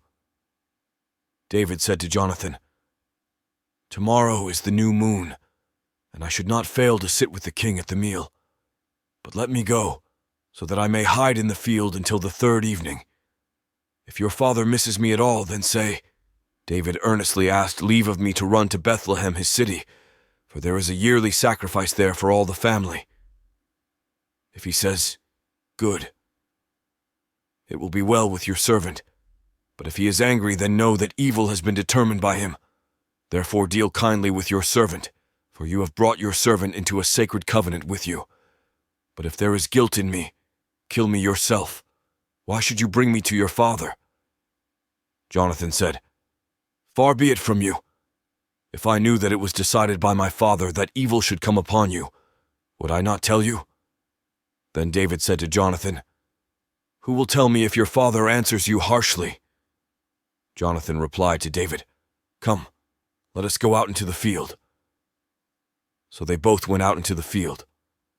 Jonathan said to David, "By the Lord, the God of Israel, When I have sounded out my father, about this time tomorrow, or on the third day, if he is well disposed toward David, shall I not then send and disclose it to you? But if my father intends to do you harm, the Lord do so to Jonathan, and more also, if I do not disclose it to you, and send you away, so that you may go in safety. May the Lord be with you, as he has been with my father. If I am still alive, show me the faithful love of the Lord. But if I die, never cut off your faithful love from my house, even if the Lord were to cut off every one of the enemies of David from the face of the earth. Thus Jonathan made a covenant with the house of David, saying, May the Lord seek out the enemies of David. Jonathan made David swear again by his love for him, for he loved him as he loved his own life. Jonathan said to him, Tomorrow is the new moon. You will be missed, because your place will be empty. On the day after tomorrow you shall go a long way down. Go to the place where you hid yourself earlier, and remain beside the stone there. I will shoot 3 arrows to the side of it, as though I shot at a mark. Then I will send the boy, saying, Go, find the arrows. If I say to the boy, Look, the arrows are on this side of you, collect them, then you are to come, for, as the Lord lives, it is safe for you, and there is no danger. But if I say to the young man, Look, the arrows are beyond you, then go, for the Lord has sent you away. As for the matter about which you and I have spoken, the Lord is witness between you and me forever. So David hid himself in the field. When the new moon came, the king sat at the feast to eat. The king sat upon his seat, as at other times upon the seat by the wall. Jonathan stood while Abner sat by Saul's side, but David's place was empty. Saul did not say anything that day, for he thought, Something has befallen him. He is not clean. Surely he is not clean. But on the second day, the day after the new moon, David's place was empty. And Saul said to his son Jonathan, Why has the son of Jesse not come to the feast, either yesterday or today? Jonathan answered Saul, David earnestly asked leave of me to go to Bethlehem. He said, Let me go, for our family is holding a sacrifice in the city, and my brother has commanded me to be there. So now, if I have found favor in your sight, let me get away and see my brothers. For this reason he has not come to the king's table. Then Saul's anger was kindled against Jonathan. He said to him, You son of a perverse, rebellious woman! Do I not know that you have chosen the son of Jesse to your own shame, and to the shame of your mother's nakedness? For as long as the son of Jesse lives upon the earth, neither you nor your kingdom shall be established. Now send and bring him to me, for he shall surely die. Then Jonathan answered his father Saul, Why should he be put to death? What has he done? But Saul threw his spear at him to strike him. So Jonathan knew that it was the decision of his father to put David to death. Jonathan rose from the table in fierce anger, and ate no food on the second day of the month, for he was grieved for David, and because his father had disgraced him. In the morning Jonathan went out into the field to the appointment with David, and with him was a little boy. He said to the boy, Run and find the arrows that I shoot. As the boy ran, he shot an arrow beyond him. When the boy came to the place where Jonathan's arrow had fallen, Jonathan called after the boy and said, Is the arrow not beyond you? Jonathan called after the boy, Hurry, be quick, do not linger. So Jonathan's boy gathered up the arrows and came to his master. But the boy knew nothing. Only Jonathan and David knew the arrangement. Jonathan gave his weapons to the boy and said to him, Go and carry them to the city. As soon as the boy had gone, David rose from beside the stone heap and prostrated himself with his face to the ground. He bowed 3 times, and they kissed each other and wept with each other. David wept the more. Then Jonathan said to David, Go in peace, since both of us have sworn in the name of the Lord, saying, The Lord shall be between me and you, and between my descendants and your descendants, forever. He got up and left, and Jonathan went into the city. 1 Samuel chapter 21. David and the holy bred David came to Nob to the priest Ahimelech. Ahimelech came trembling to meet David and said to him, Why are you alone and no one with you? David said to the priest Ahimelech, "The king has charged me with a matter and said to me, 'No one must know anything of the matter about which I send you, and with which I have charged you.' I have made an appointment with the young men for such and such a place. Now then, what have you at hand? Give me 5 loaves of bread, or whatever is here." The priest answered David, "I have no ordinary bread at hand, only holy bread, provided that the young men have kept themselves from women." David answered the priest, "Indeed, women have been kept from us as always when I go on an expedition. The vessels of the young men are holy, even when it is a common journey. How much more today will their vessels be holy?" So the priest gave him the holy bread, for there was no bread there except the bread of the presence, which is removed from before the Lord, to be replaced by hot bread on the day it is taken away. Now a certain man of the servants of Saul was there that day, detained before the Lord. His name was Doeg the Edomite, the chief of Saul's shepherds. David said to Ahimelech, "Is there no spear or sword here with you? I did not bring my sword or my weapons with me, because the king's business required haste." The priest said, "The sword of Goliath the Philistine, whom you killed in the valley of Elah, is here wrapped in a cloth behind the ephod. If you will take that, take it, for there is none here except that one." David said, "There is none like it. Give it to me." David flees to Gath. David rose and fled that day from Saul. He went to King Achish of Gath. The servants of Achish said to him, "Is this not David the king of the land? Did they not sing to one another of him in dances? Saul has killed his thousands, and David his 10,000s." David took these words to heart and was very much afraid of King Achish of Gath. So he changed his behavior before them. He pretended to be mad when in their presence. He scratched marks on the doors of the gate and let his spittle run down his beard. Achish said to his servants, "Look, you see the man is mad. Why then have you brought him to me? Do I lack madmen, that you have brought this fellow to play the madman in my presence? Shall this fellow come into my house?" 1 Samuel chapter 22. David and his followers at Adullam. David left there and escaped to the cave of Adullam. When his brothers and all his father's house heard of it, they went down there to him. Everyone who was in distress, and everyone who was in debt, and everyone who was discontented gathered to him, and he became captain over them. Those who were with him numbered about 400. David went from there to Mizpeh of Moab. He said to the king of Moab, "Please let my father and mother come to you, until I know what God will do for me."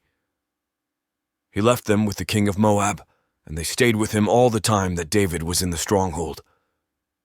Then the prophet Gad said to David, "Do not remain in the stronghold. Leave and go into the land of Judah." So David left and went into the forest of Hereth. Saul slaughters the priests at Nob. Saul heard that David and those who were with him had been located. Saul was sitting at Gibeah, under the tamarisk tree on the height, with his spear in his hand, and all his servants were standing around him. Saul said to his servants who stood around him, "Hear now, you Benjaminites. Will the son of Jesse give every one of you fields and vineyards? Will he make you all commanders of thousands and commanders of hundreds? Is that why all of you have conspired against me? No one discloses to me when my son makes a league with the son of Jesse. None of you is sorry for me, or discloses to me that my son has stirred up my servant against me, to lie in wait, as he is doing today." Doeg the Edomite, who was in charge of Saul's servants, answered, "I saw the son of Jesse coming to Nob, to Ahimelech son of Ahitub. He inquired of the Lord for him, gave him provisions, and gave him the sword of Goliath the Philistine. The king sent for the priest Ahimelech son of Ahitub, and for all his father's house, the priests who were at Nob, and all of them came to the king. Saul said, "Listen now, son of Ahitub." He answered, "Here I am, my lord." Saul said to him, "Why have you conspired against me, you and the son of Jesse, by giving him bread and a sword, and by inquiring of God for him, so that he has risen against me, to lie in wait, as he is doing today?" Then Ahimelech answered the king, "Who among all your servants is so faithful as David? He is the king's son-in-law, and is quick to do your bidding, and is honored in your house. Is today the first time that I have inquired of God for him? By no means. Do not let the king impute anything to his servant or to any member of my father's house, for your servant has known nothing of all this, much or little. The king said, You shall surely die, Ahimelech, you and all your father's house. The king said to the guard who stood around him, Turn and kill the priests of the Lord, because their hand also is with David. They knew that he fled, and did not disclose it to me. But the servants of the king would not raise their hand to attack the priests of the Lord. Then the king said to Doeg, You, Doeg, turn and attack the priests. Doeg the Edomite turned and attacked the priests. On that day he killed 85 who wore the linen ephod. Nob, the city of the priests, he put to the sword. Men and women, children and infants, oxen, donkeys, and sheep, he put to the sword. But one of the sons of Ahimelech son of Ahitub, named Abiathar, escaped and fled after David. Abiathar told David that Saul had killed the priests of the Lord. David said to Abiathar, I knew on that day when Doeg the Edomite was there that he would surely tell Saul, I am responsible for the lives of all your father's house. Stay with me and do not be afraid, for the one who seeks my life seeks your life. You will be safe with me. 1 Samuel chapter 23. David saves the city of Keilah. Now they told David, The Philistines are fighting against Keilah and are robbing the threshing floors. David inquired of the Lord, Shall I go and attack these Philistines? The Lord said to David, Go and attack the Philistines and save Keilah. But David's men said to him, Look, we are afraid here in Judah. How much more then if we go to Keilah against the armies of the Philistines? Then David inquired of the Lord again.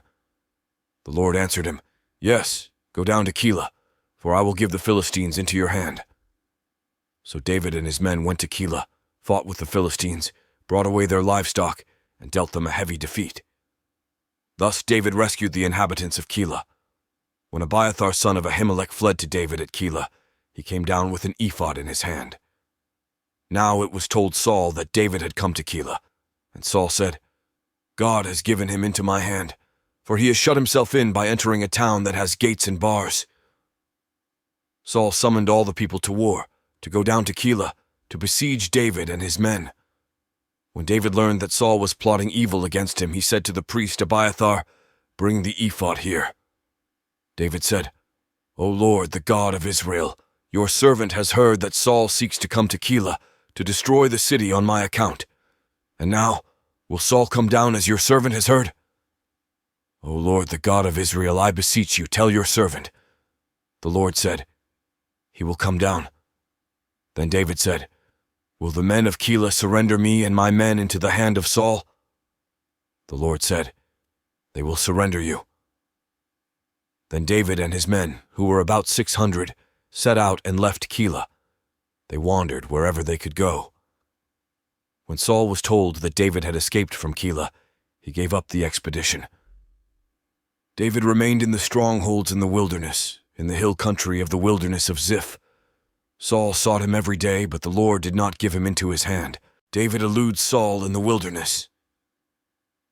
David was in the wilderness of Ziph at Horesh when he learned that Saul had come out to seek his life. Saul's son Jonathan set out and came to David at Horesh. There he strengthened his hand through the Lord. He said to him, Do not be afraid, for the hand of my father Saul shall not find you. You shall be king over Israel, and I shall be second to you. My father Saul also knows that this is so. Then the two of them made a covenant before the Lord. David remained at Horesh, and Jonathan went home. Then some Ziphites went up to Saul at Gibeah and said, David is hiding among us in the strongholds of Horesh, on the hill of Hachilah, which is south of Jeshimon. Now, O king, whenever you wish to come down, do so, and our part will be to surrender him into the king's hand. Saul said, May you be blessed by the Lord for showing me compassion. Go and make sure once more. Find out exactly where he is, and who has seen him there. For I am told that he is very cunning. Look around and learn all the hiding places where he lurks, and come back to me with sure information. Then I will go with you, and if he is in the land, I will search him out among all the thousands of Judah." So they set out and went to Ziph ahead of Saul. David and his men were in the wilderness of Maon, in the Arabah to the south of Jeshimon. Saul and his men went to search for him. When David was told, he went down to the rock and stayed in the wilderness of Maon. When Saul heard that, he pursued David into the wilderness of Maon. Saul went on one side of the mountain, and David and his men on the other side of the mountain. David was hurrying to get away from Saul, while Saul and his men were closing in on David and his men to capture them. Then a messenger came to Saul, saying, "Hurry and come, for the Philistines have made a raid on the land." So Saul stopped pursuing David and went against the Philistines. Therefore that place was called the Rock of Escape. David then went up from there and lived in the strongholds of En-Gedi. 1 Samuel chapter 24. David spares Saul's life. When Saul returned from following the Philistines, he was told, "David is in the wilderness of En-Gedi." Then Saul took 3,000 chosen men out of all Israel and went to look for David and his men in the direction of the rocks of the wild goats. He came to the sheepfolds beside the road, where there was a cave, and Saul went in to relieve himself. Now David and his men were sitting in the innermost parts of the cave. The men of David said to him, "Here is the day of which the Lord said to you, 'I will give your enemy into your hand, and you shall do to him as it seems good to you.'" Then David went and stealthily cut off a corner of Saul's cloak. Afterward, David was stricken to the heart, because he had cut off a corner of Saul's cloak. He said to his men, "The Lord forbid that I should do this thing to my Lord, the Lord's anointed, to raise my hand against him, for he is the Lord's anointed." So David scolded his men severely and did not permit them to attack Saul. Then Saul got up and left the cave and went on his way. Afterwards David also rose up and went out of the cave and called after Saul, "My lord the king." When Saul looked behind him, David bowed with his face to the ground and did obeisance. David said to Saul, "Why do you listen to the words of those who say, 'David seeks to do you harm'? This very day your eyes have seen how the Lord gave you into my hand in the cave, and some urged me to kill you, but I spared you. I said, 'I will not raise my hand against my Lord, for he is the Lord's anointed.' See, my father, see the corner of your cloak in my hand, for by the fact that I cut off the corner of your cloak and did not kill you, you may know for certain that there is no wrong or treason in my hands. I have not sinned against you, though you are hunting me to take my life. May the Lord judge between me and you. May the Lord avenge me on you. But my hand shall not be against you. As the ancient proverb says, 'Out of the wicked comes forth wickedness,' but my hand shall not be against you. Against whom has the king of Israel come out? Whom do you pursue? A dead dog? A single flea? May the Lord therefore be judge, and give sentence between me and you. May he see to it, and plead my cause, and vindicate me against you." When David had finished speaking these words to Saul, Saul said, "Is this your voice, my son David?" Saul lifted up his voice and wept. He said to David, "You are more righteous than I, for you have repaid me good, whereas I have repaid you evil. Today you have explained how you have dealt well with me, and that you did not kill me when the Lord put me into your hands. For who has ever found an enemy and sent the enemy safely away? So may the Lord reward you with good for what you have done to me this day. Now I know that you shall surely be king, and that the kingdom of Israel shall be established in your hand. Swear to me therefore by the Lord that you will not cut off my descendants after me, and that you will not wipe out my name from my father's house." So David swore this to Saul. Then Saul went home, but David and his men went up to the stronghold. 1 Samuel chapter 25. Death of Samuel now. Samuel died, and all Israel assembled and mourned for him. They buried him at his home in Ramah. Then David got up and went down to the wilderness of Paran. David and the wife of Nabal. There was a man in Maon, whose property was in Carmel. The man was very rich. He had 3,000 sheep and 1,000 goats. He was shearing his sheep in Carmel. Now the name of the man was Nabal, and the name of his wife Abigail. The woman was clever and beautiful, but the man was surly and mean. He was a Calebite. David heard in the wilderness that Nabal was shearing his sheep. So David sent 10 young men, and David said to the young men, "Go up to Carmel, and go to Nabal, and greet him in my name. Thus you shall salute him. Peace be to you, and peace be to your house, and peace be to all that you have. I hear that you have shearers. Now your shepherds have been with us, and we did them no harm, and they missed nothing, all the time they were in Carmel. Ask your young men, and they will tell you. Therefore let my young men find favor in your sight, for we have come on a feast day. Please give whatever you have at hand to your servants and to your son David." When David's young men came, they said all this to Nabal in the name of David, and then they waited. But Nabal answered David's servants, "Who is David? Who is the son of Jesse? There are many servants today who are breaking away from their masters. Shall I take my bread and my water and the meat that I have butchered for my shearers and give it to men who come from I do not know where?" So David's young men turned away and came back and told him all this. David said to his men, "Every man strap on his sword." And every one of them strapped on his sword. David also strapped on his sword. And about 400 men went up after David, while 200 remained with the baggage. But one of the young men told Abigail, Nabal's wife, "David sent messengers out of the wilderness to salute our master, and he shouted insults at them. Yet the men were very good to us, and we suffered no harm, and we never missed anything when we were in the fields as long as we were with them. They were a wall to us both by night and by day, all the while we were with them keeping the sheep. Now, therefore, know this, and consider what you should do. For evil has been decided against our master and against all his house. He is so ill-natured that no one can speak to him." Then Abigail hurried and took 200 loaves, 2 skins of wine, 5 sheep ready dressed, 5 measures of parched grain, 100 clusters of raisins, and 200 cakes of figs. She loaded them on donkeys and said to her young men, "Go on ahead of me. I'm coming after you." But she did not tell her husband Nabal. As she rode on the donkey and came down under cover of the mountain, David and his men came down toward her, and she met them. Now David had said, "Surely it was in vain that I protected all that this fellow has in the wilderness, so that nothing was missed of all that belonged to him. But he has returned me evil for good. God do so to David, and more also, if by morning I leave so much as one male of all who belong to him." When Abigail saw David, she hurried and alighted from the donkey, and fell before David on her face, bowing to the ground.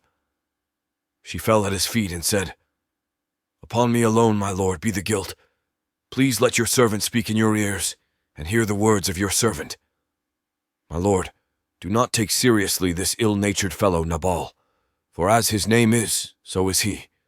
Nabal is his name, and folly is with him. But I, your servant, did not see the young men of my lord, whom you sent.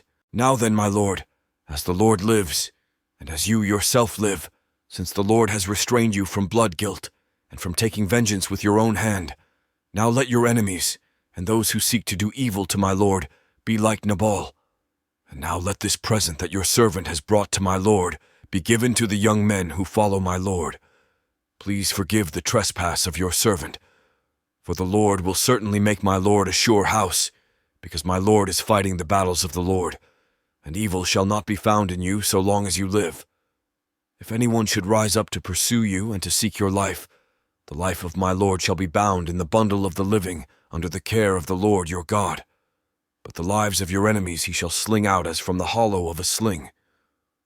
When the Lord has done to my lord according to all the good that he has spoken concerning you, and has appointed you prince over Israel, my lord shall have no cause of grief or pangs of conscience for having shed blood without cause, or for having saved himself. And when the Lord has dealt well with my lord, then remember your servant." David said to Abigail, "Blessed be the Lord, the God of Israel, who sent you to meet me today. Blessed be your good sense, and blessed be you, who have kept me today from blood guilt and from avenging myself by my own hand. For as surely as the Lord the God of Israel lives, who has restrained me from hurting you, unless you had hurried and come to meet me, truly by morning there would not have been left to Nabal so much as one male." Then David received from her hand what she had brought him. He said to her, "Go up to your house in peace.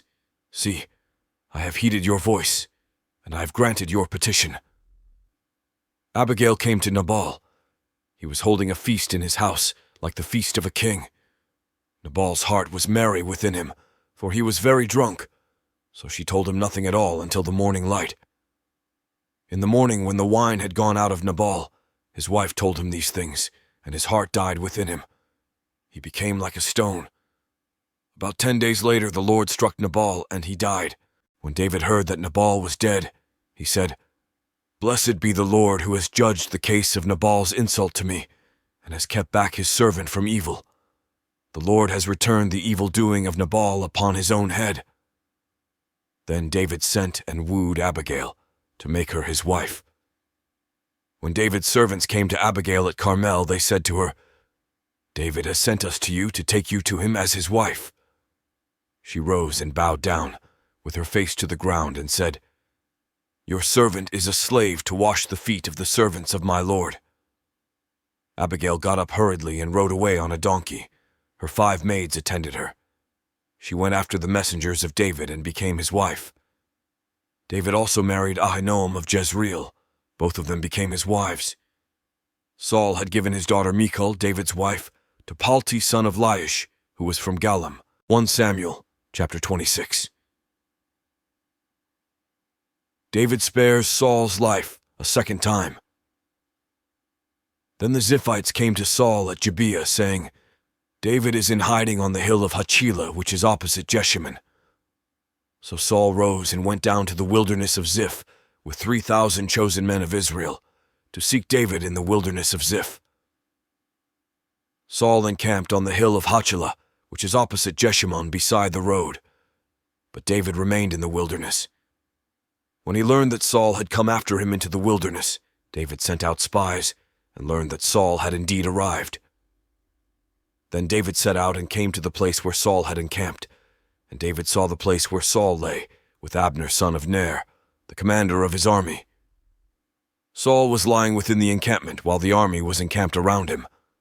Then David said to Ahimelech the Hittite, and to Joab's brother Abishai son of Zeruiah, "Who will go down with me into the camp to Saul?" Abishai said, "I will go down with you." So David and Abishai went to the army by night. There Saul lay sleeping within the encampment, with his spear stuck in the ground at his head, and Abner and the army lay around him. Abishai said to David, "God has given your enemy into your hand today. Now therefore let me pin him to the ground with one stroke of the spear.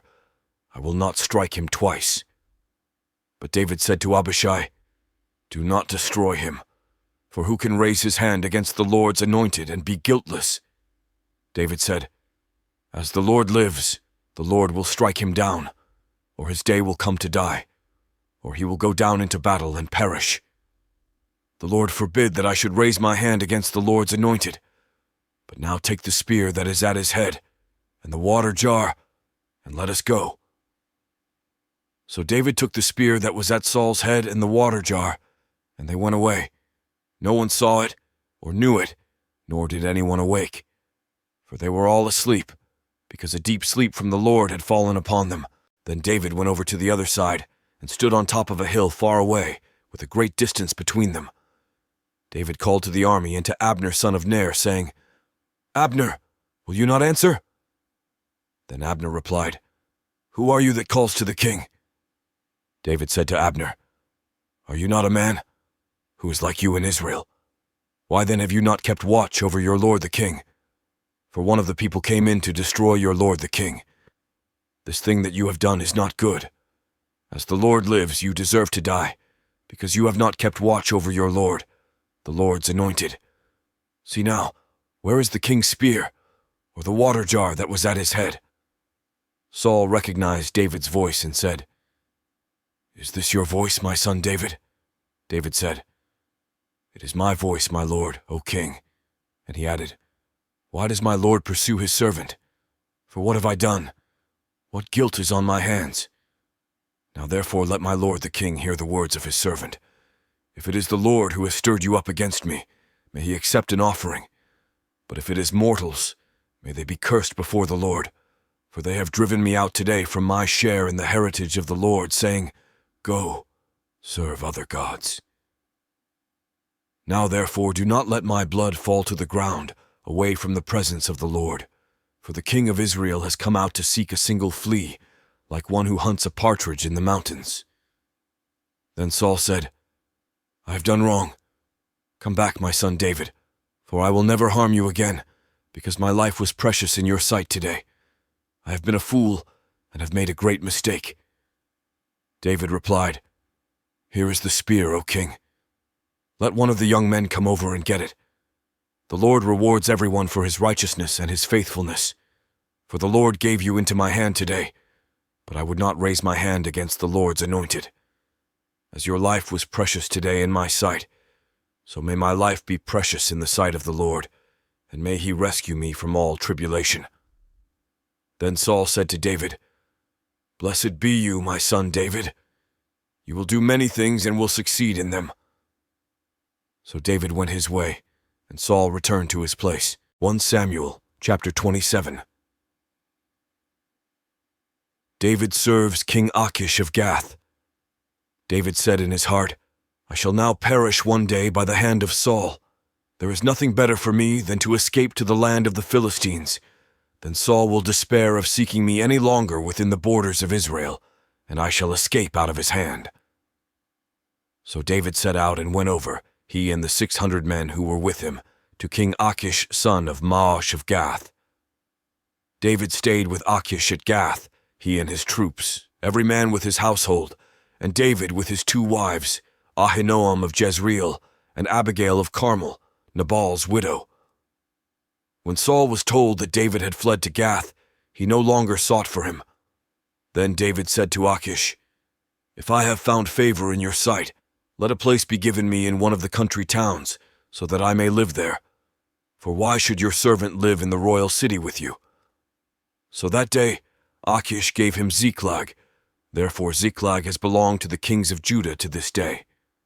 The length of time that David lived in the country of the Philistines was 1 year and 4 months. Now David and his men went up and made raids on the Geshurites, the Girzites, and the Amalekites, for these were the landed settlements from Telem on the way to Shur and on to the land of Egypt. David struck the land, leaving neither man nor woman alive, but took away the sheep, the oxen, the donkeys, the camels, and the clothing, and came back to Achish. When Achish asked, "Against whom have you made a raid today?" David would say, "Against the Negeb of Judah," or "Against the Negeb of the Jerahmeelites," or "Against the Negeb of the Kenites." David left neither man nor woman alive to be brought back to Gath, thinking, "They might tell about us and say, 'David has done so and so.'" Such was his practice all the time he lived in the country of the Philistines. Achish trusted David, thinking, "He has made himself utterly abhorrent to his people Israel. Therefore he shall always be my servant." 1 Samuel chapter 28. In those days the Philistines gathered their forces for war, to fight against Israel. Achish said to David, "You know, of course, that you and your men are to go out with me in the army." David said to Achish, "Very well, then you shall know what your servant can do." Achish said to David, "Very well, I will make you my bodyguard for life." Saul consults a medium. Now Samuel had died, and all Israel had mourned for him and buried him in Ramah, his own city. Saul had expelled the mediums and the wizards from the land. The Philistines assembled, and came and encamped at Shunem. Saul gathered all Israel, and they encamped at Gilboa. When Saul saw the army of the Philistines, he was afraid, and his heart trembled greatly. When Saul inquired of the Lord did not answer him, not by dreams or by Urim or by prophets. Then Saul said to his servants, "Seek out for me a woman who is a medium, so that I may go to her and inquire of her." His servant said to him, "There is a medium at Endor." So Saul disguised himself and put on other clothes and went there, he and 2 men with him. They came to the woman by night, and he said, "Consult a spirit for me and bring up for me the one whom I name to you." The woman said to him, "Surely you know what Saul has done, how he has cut off the mediums and the wizards from the land. Why then are you laying a snare for my life to bring about my death?" But Saul swore to her by the Lord, "As the Lord lives, no punishment shall come upon you for this thing." Then the woman said, "Whom shall I bring up for you?" He answered, "Bring up Samuel for me." When the woman saw Samuel, she cried out with a loud voice. And the woman said to Saul, "Why have you deceived me? You are Saul." The king said to her, "Have no fear. What do you see?" The woman said to Saul, "I see a divine being coming up out of the ground." He said to her, "What is his appearance?" She said, "An old man is coming up. He is wrapped in a robe." So Saul knew that it was Samuel, and he bowed with his face to the ground and did obeisance. Then Samuel said to Saul, "Why have you disturbed me by bringing me up?" Saul answered, "I am in great distress, for the Philistines are warring against me, and God has turned away from me and answers me no more, either by prophets or by dreams. So I have summoned you to tell me what I should do." Samuel said, "Why then do you ask me, since the Lord has turned from you and become your enemy? The Lord has done to you just as he spoke by me. For the Lord has torn the kingdom out of your hand and given it to your neighbor David. Because you did not obey the voice of the Lord, and did not carry out his fierce wrath against Amalek, therefore the Lord has done this thing to you today. Moreover, the Lord will give Israel along with you into the hands of the Philistines. And tomorrow you and your sons shall be with me. The Lord will also give the army of Israel into the hands of the Philistines." Immediately Saul fell full length on the ground, filled with fear because of the words of Samuel. And there was no strength in him, for he had eaten nothing all day and all night. The woman came to Saul, and when she saw that he was terrified, she said to him, "Your servant has listened to you. I have taken my life in my hand, and have listened to what you have said to me. Now therefore you also listen to your servant. Let me set a morsel of bread before you. Eat, that you may have strength when you go on your way." He refused and said, "I will not eat." But his servants, together with the woman, urged him, and he listened to their words. So he got up from the ground and sat on the bed. Now the woman had a fatted calf in the house. She quickly slaughtered it, and she took flour, kneaded it, and baked unleavened cakes. She put them before Saul and his servants, and they ate. Then they rose and went away that night. 1 Samuel chapter 29. The Philistines reject. David now the Philistines gathered all their forces at Aphek, while the Israelites were encamped by the fountain that is in Jezreel. As the lords of the Philistines were passing on by hundreds and by thousands, and David and his men were passing on in the rear with Achish, the commanders of the Philistines said, "What are these Hebrews doing here?" Achish said to the commanders of the Philistines, "Is this not David, the servant of King Saul of Israel, who has been with me now for days and years? Since he deserted to me, I have found no fault in him to this day." But the commanders of the Philistines were angry with him, and the commanders of the Philistines said to him, "Send the man back, so that he may return to the place that you have assigned to him. He shall not go down with us to battle, or else he may become an adversary to us in the battle. For how could this fellow reconcile himself to his Lord? Would it not be with the heads of the men here? Is this not David of whom they sing to one another in dances? Saul has killed his thousands, and David his 10,000s. Then Achish called David and said to him, "As the Lord lives, you have been honest, and to me it seems right that you should march out and in with me in the campaign. For I have found nothing wrong in you from the day of your coming to me until today. Nevertheless, the lords do not approve of you. So go back now, and go peaceably. Do nothing to displease the lords of the Philistines." David said to Achish, But what have I done? What have you found in your servant from the day I entered your service until now, that I should not go and fight against the enemies of my lord the king?" Achish replied to David, "I know that you are as blameless in my sight as an angel of God. Nevertheless, the commanders of the Philistines have said, 'He shall not go up with us to the battle.' Now then, rise early in the morning, you and the servants of your lord who came with you, and go to the place that I appointed for you. As for the evil report, do not take it to heart, for you have done well before me. Start early in the morning, and leave as soon as you have light." So David set out with his men early in the morning to return to the land of the Philistines, but the Philistines went up to Jezreel. 1 Samuel chapter 30. David avenges the destruction of Ziklag.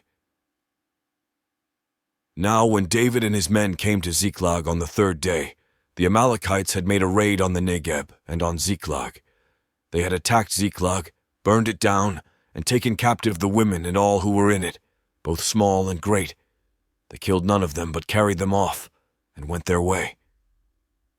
When David and his men came to the city, they found it burned down, and their wives and sons and daughters taken captive.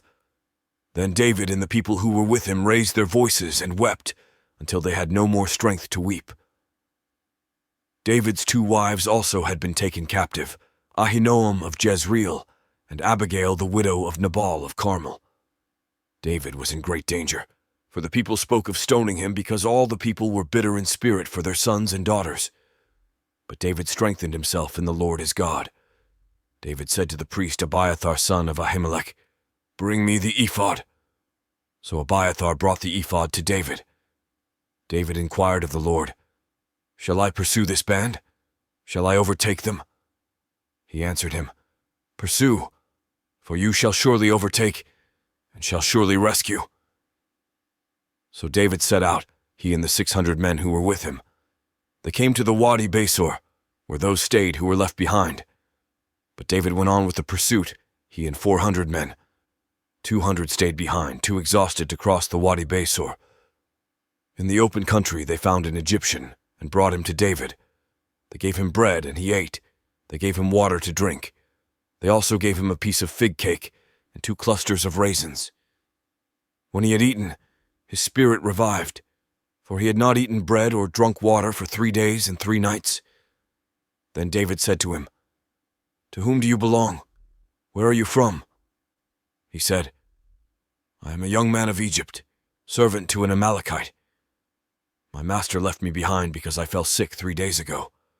We had made a raid on the Negeb of the Cherethites, and on that which belongs to Judah, and on the Negeb of Caleb, and we burned Ziklag down." David said to him, "Will you take me down to this raiding party?" He said, "Swear to me by God that you will not kill me, or hand me over to my master, and I will take you down to them." When he had taken him down, they were spread out all over the ground, eating and drinking and dancing, because of the great amount of spoil they had taken from the land of the Philistines and from the land of Judah.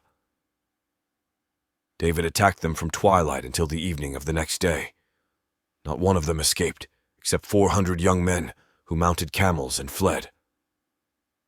David recovered all that the Amalekites had taken, and David rescued his 2 wives. Nothing was missing, whether small or great, sons or daughters, spoil or anything that had been taken. David brought back everything. David also captured all the flocks and herds which were driven ahead of the other cattle. People said, "This is David's spoil." Then David came to the 200 men who had been too exhausted to follow David, and who had been left at the Wadi Besor. They went out to meet David, and to meet the people who were with him. When David drew near to the people, he saluted them. Then all the corrupt and worthless fellows among the men who had gone with David said, "Because they did not go with us, we will not give them any of the spoil that we have recovered, except that each man may take his wife and children, and leave." But David said, "You shall not do so, my brothers, with what the Lord has given us. He has preserved us and handed over to us the raiding party that attacked us. Who would listen to you in this matter? For the share of the one who goes down into the battle shall be the same as the share of the one who stays by the baggage. They shall share alike." From that day forward he made it a statute and an ordinance for Israel. It continues to the present day. When David came to Ziklag, he sent part of the spoil to his friends, the elders of Judah, saying, "Here is a present for you from the spoil of the enemies of the Lord." It was for those in Bethel, in Ramoth of the Negeb, in Jattir, in Aroer, in Siphmoth, in Eshtemoa, in Rachel, in the towns of the Jerahmeelites, in the towns of the Kenites, in Hormah, in Borashan, in Athak, in Hebron, all the places where David and his men had roamed. 1 Samuel chapter 31. The death of Saul and his sons. Now the Philistines fought against Israel, and the men of Israel fled before the Philistines, and many fell on Mount Gilboa. The Philistines overtook Saul and his sons, and the Philistines killed Jonathan and Abinadab and Malchishua, the sons of Saul. The battle pressed hard upon Saul. The archers found him, and he was badly wounded by them. Then Saul said to his armor-bearer, "Draw your sword and thrust me through with it, so that these uncircumcised may not come and thrust me through, and make sport of me." But his armor-bearer was unwilling, for he was terrified. So Saul took his own sword and fell upon it. When his armor-bearer saw that Saul was dead, he also fell upon his sword and died with him. So Saul and his 3 sons and his armor-bearer and all his men died together on the same day. When the men of Israel who were on the other side of the valley, and those beyond the Jordan saw that the men of Israel had fled, and that Saul and his sons were dead, they forsook their towns and fled, and the Philistines came and occupied them. The next day, when the Philistines came to strip the dead, they found Saul and his 3 sons fallen on Mount Gilboa. They cut off his head, stripped off his armor, and sent messengers throughout the land of the Philistines to carry the good news to the houses of their idols and to the people. They put his armor in the temple of Astarte, and they fastened his body to the wall of Bethshan. But when the inhabitants of Jabesh-Gilead heard what the Philistines had done to Saul, all the valiant men set out, traveled all night long, and took the body of Saul and the bodies of his sons from the wall of Bethshan. They came to Jabesh and burned them there.